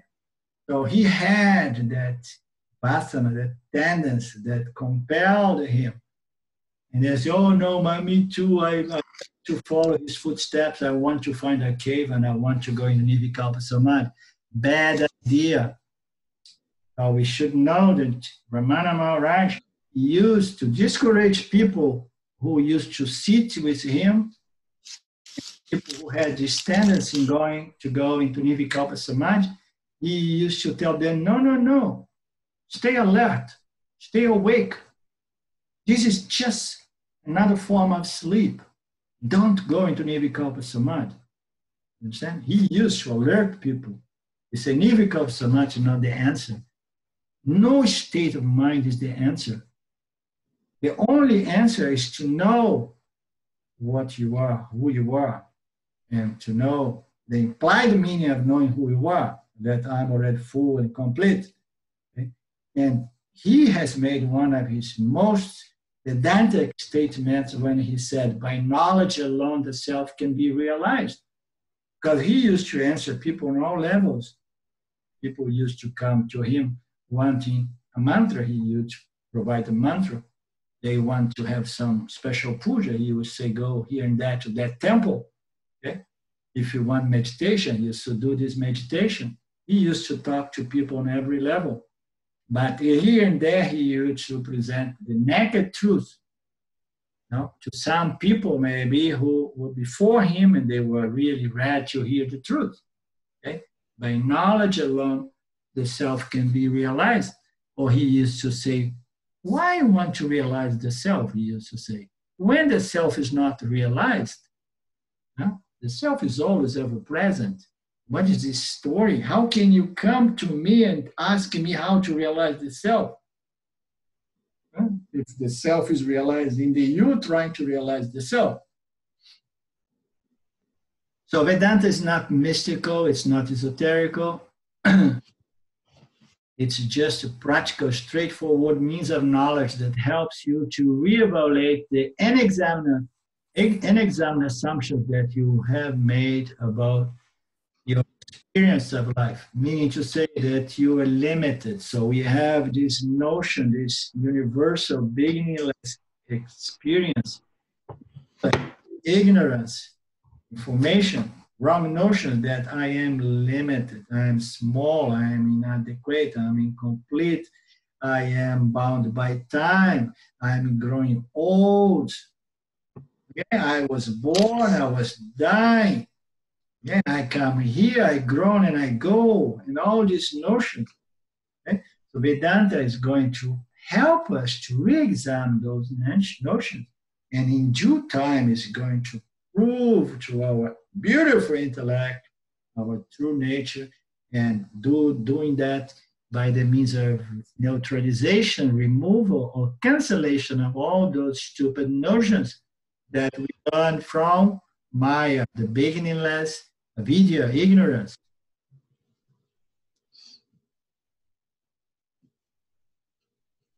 Our everyday experience is actually telling us everything we need to know about the true free nature of what we are, the self. We simply need a means of knowledge like the Upanishads, like Vedanta, to examine and understand the information of the Upanishads. We need to understand, we need the help of our good friends so that can help us to understand, somebody who established that knowledge, who has some notion and understand with those statements of the scriptures. Since it is already being mentioned that Vedanta is a means of knowledge based on the scripture, the best way to learn more about Vedanta is to study the scripture. The best way to learn more about Vedanta, it is to study the scripture itself. For those unfamiliar with Vedanta and the scripture, Tattva Bodha is the ideal scripture to study first. Okay. So it's a good idea to study the scriptures, and Tattva Bodha is considered to be the ideal scripture to begin with, because it presents most of all notions of Vedanta in one single text, in one single book. We could stay years going through the Tattva Bodha if we would dig deep into any one of those notions, those concepts, those analyses, okay?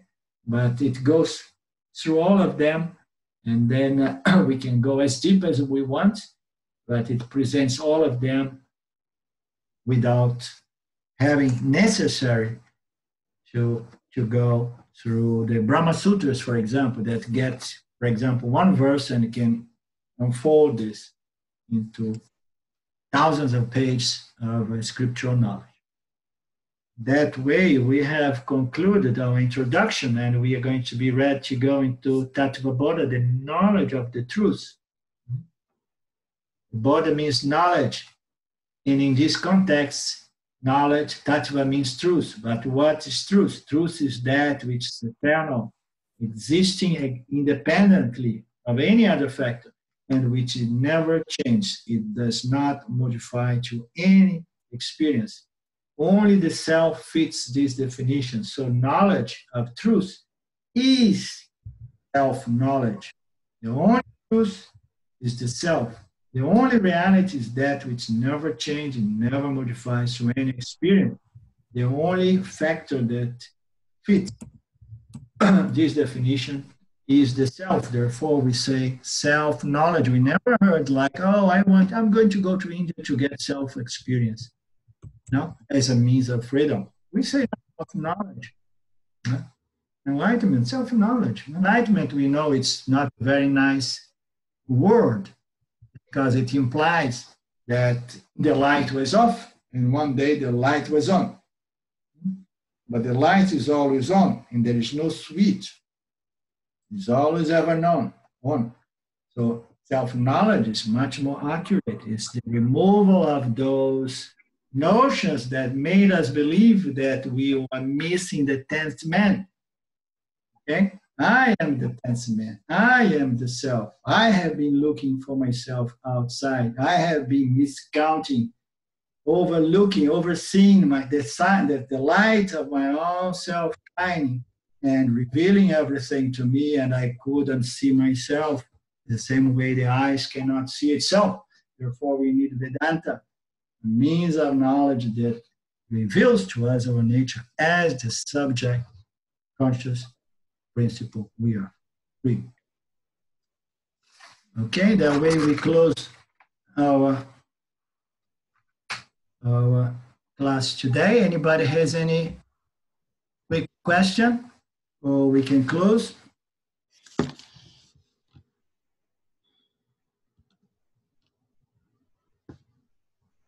Arlindo, I just sent a group chat to just remind, maybe you can share your email and we can make sure you receive a donation. Okay, and all right. I will. I don't think everybody's on Facebook where I've been sharing it. So. Okay, yeah. You have the information of how to donate? You have that? On Facebook we do, okay. Yeah. And I want to ask you as well to get an email list of our small group together, because I want to send to you this text. Carla asked me today. Did you get my email, Carla? No. Okay. But I'll send you my correct email on. No, I mean Carla Hall. The one over here. I did get your email, and you sent all that detail to me. The only thing that I couldn't find is last week, since I missed last week's class. Yeah, last week. I don't know. I saw it at one point on Facebook, and then it just seemed to disappear. Okay, in the next email, I mean, I'm asking you, Carla, Carla K. Let's say Carla K. Carla C. Hey, Carla. So, Carla K. I'm asking you to put together a list of emails so that I can communicate to you, send the scripture, this text, okay? And also I send the link to my YouTube. Last week, I have mentioned an example of someone. It's an example that I use. I did not mention the name, but I mentioned that there is someone related to the family of my wife that I use as an example of someone who has gone through Artha, Kama, Karma, the pursuit of security, pleasure, and virtue, and Dharma. And I used that. After I used that, it came to my mind that this person lives here, and somebody, and that, because I used to mention him in Portuguese language, knowing that nobody would ever make any connection, without mentioning his name, but people may make connection. And now we live next door to these relatives here. And then I thought, oh, they are very curious about what I'm doing, what I do with my Facebook, what are those strange things that I write, and so on. And maybe somebody goes in that video and see and by any chance pay attention and see that example and could connect thoughts. And then I cancel for my Facebook, but it is on my YouTube channel. And I send the link to you, Carla C. Carla.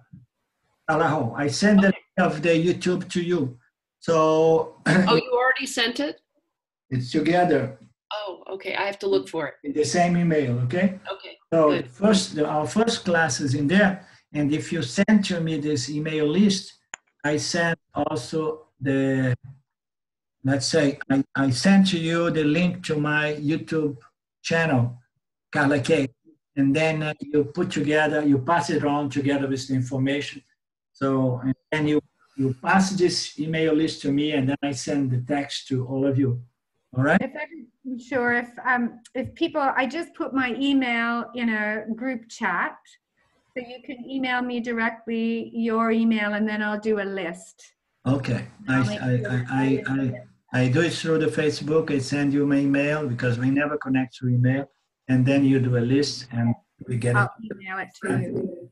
Okay. So that would be lovely to have a copy of the teachings. That would be great, Arlindo. We send it to you. Yeah, I'm gonna send the original because I have been doing a lot of my own commentaries and writing, but it's evolving every time I open this. I keep adding something else. I'm sending the original, which is the text of Shankara with the commentaries of Ramji. Okay. Good, thank you. And there's a question on the group chat, Arlindo, from Gertrude. It's Trudy here. Hey, Trudy. Hi, Arlindo. Sorry I was late this morning.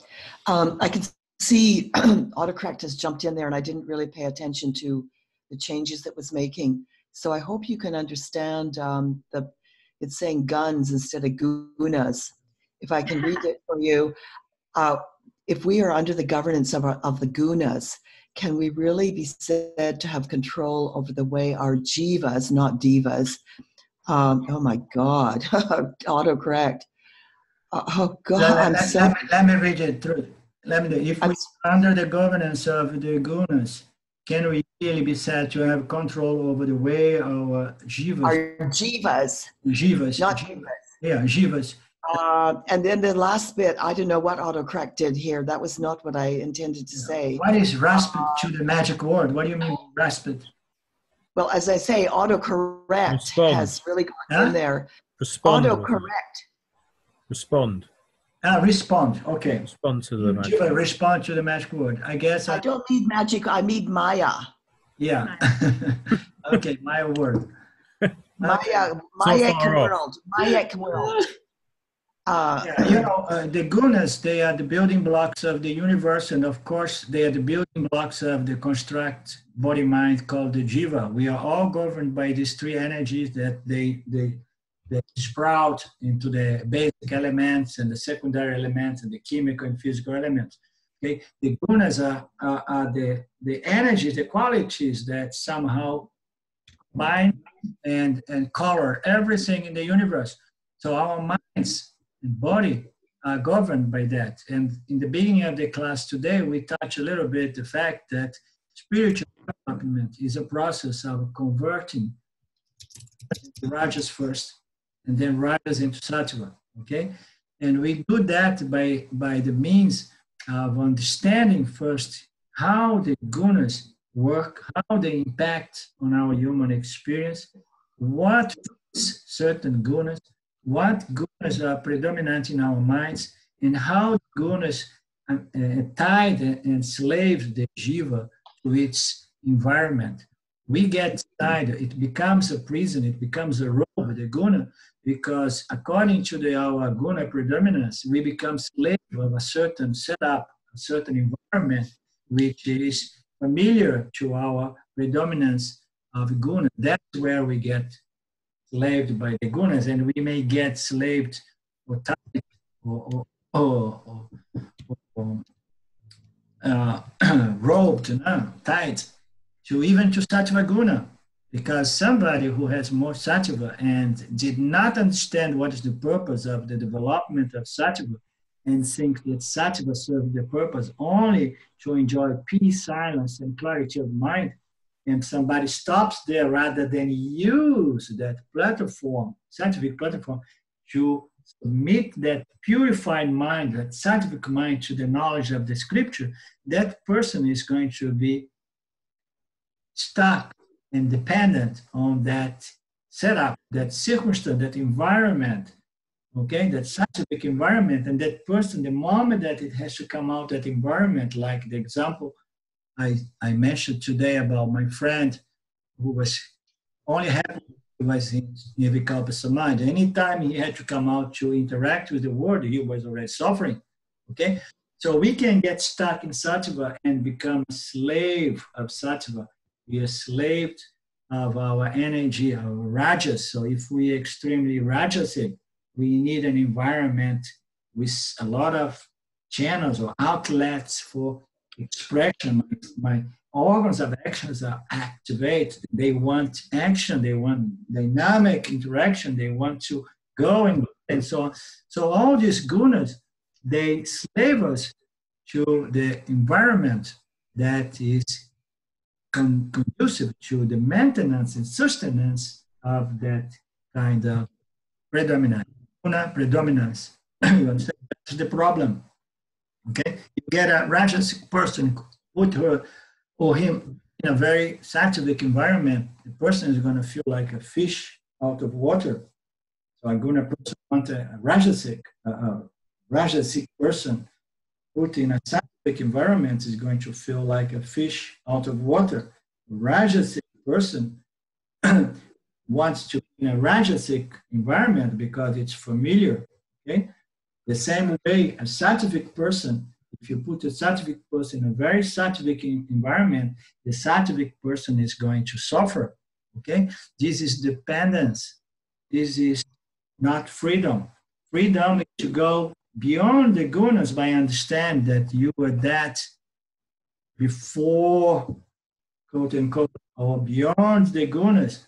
You are this conscious subject principle that once it comes into operation, you become colored like that, and then you develop those aspects of personality, okay? Every jiva is constructed by these three gunas, and there is no such a thing as a perfect jiva, but you need a certain predominance of sattva so that you can understand your true nature and live in meeting through the gunas, but free from the gunas. You understand, Trudy?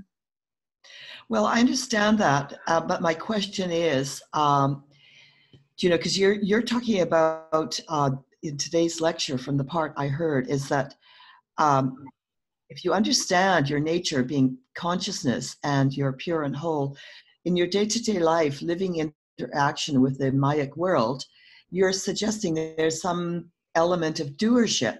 But in the Jiva, in the Mayic world, you're under the governance of gunas, so you don't really have much free will. It's just you have to do what the gunas are demanding. So I still don't understand. You have free will. Elements where free will comes in. Yeah, and where you have free will. Let me just say, it's a bit late to get into this conversation, but we have free will. Every time that we have to respond to the field, life is nothing but stimuli and response. The field, we contact the field, and then immediately we are called to offer a response to any stimuli, okay? So every time that we need to respond with an action, we have free will, and we need to exercise our free will, the power to choose, okay? Every time that our Prarabdha karma manifests as my life circumstance, that is fate. Fate is yesterday manifesting as today. That's fate. It's the results of my previous life, my previous actions, my previous incarnation. It manifests as destiny, as fate. When it comes, it's fate. But when I respond, I have free will. There is not in the media, there is absolute cause or absolute an effect. This is a cyclic thing that exists within one another, okay? So when we are called to respond, we have our free will, and when we are called to respond, that's the moment, once we have the understanding of the scripture, the help of the scripture, we can begin manipulating our gunas. You understand? We can understand how the gunas work, how it controls us, and then we can start modifying our lifestyle, avoid certain things that stimulate some gunas. And why we say that we need to convert ultimately rajas into sattva. Not that we want to get a mind which is 100% sattvic or all the time controlled by sattva. No. We want to have a certain dominance of sattva in proportion that allows us to do our self-inquiry and gain our self-knowledge. Once you know who you are, and then you no longer depend on any kind of guna dominance to be okay. The yani, they accept when the mind is more tamasic, when the mind is more rajasic, but the yani, on the other hand, has a mind which is mostly dominated by sattva. Why? Because self-knowledge resolves the mind. Because self-knowledge neutralizes these energies, these raga dveshas, that all the times are operating, these fears and desires, okay? Self-knowledge, the knowledge of my fullness, therefore these energies, they dry out, okay? So the yani is not concerned about its mental condition. He went beyond the gunas in the sense that he realized that he's that which is before or beyond the gunas. He's free from the gunas, okay? And by not paradox, but as a byproduct or as a bonus, this knowledge makes the mind of the yani naturally become more conditioned by, you understand? So there is a lot we can do. Free will does exist as one half of the equation. Every time we are called to act, we have our free will as a jiva, and we better exercise it intelligently. And how to exercise it intelligently? We have to first submit our mind to the knowledge of the scripture, understand what is karma, what is dharma, how to behave in the world, the relationship between jiva, ishvara, and the environment, and so on. And then we can grow, and be free. By the process, through this process of developing a clarity of mind, contemplative mind, sattvic mind, okay? So we can talk more about that, but free will is a very important subject. It does exist, and we better exercise it wisely. Okay, let's close. Om Purnamada Purnamidam Purnamudachyate Purnasya Purnamadaya Purnameva Vashishyate. Om Shanti Shanti Shanti. Thank you, everybody. It was nice, beautiful, a great pleasure. Thank you. See you again, Thank Carla. you, Arlinda. Thank you. And Thank you, Orlando. Namaste. see you next time. Kiss to all. Thank you, Arlinda. Bye bye. Thank you, Mark. Bye bye. Much love. And Carla, you can answer my email later on, and then we can get together. Yeah, hopefully everybody will send me a little bit of an email. Okay. Okay, I'm so confused when I said Carla. I was talking to Carla. I've already responded, Arlindo. Okay. Bye. Bye bye. Bye. Bye bye.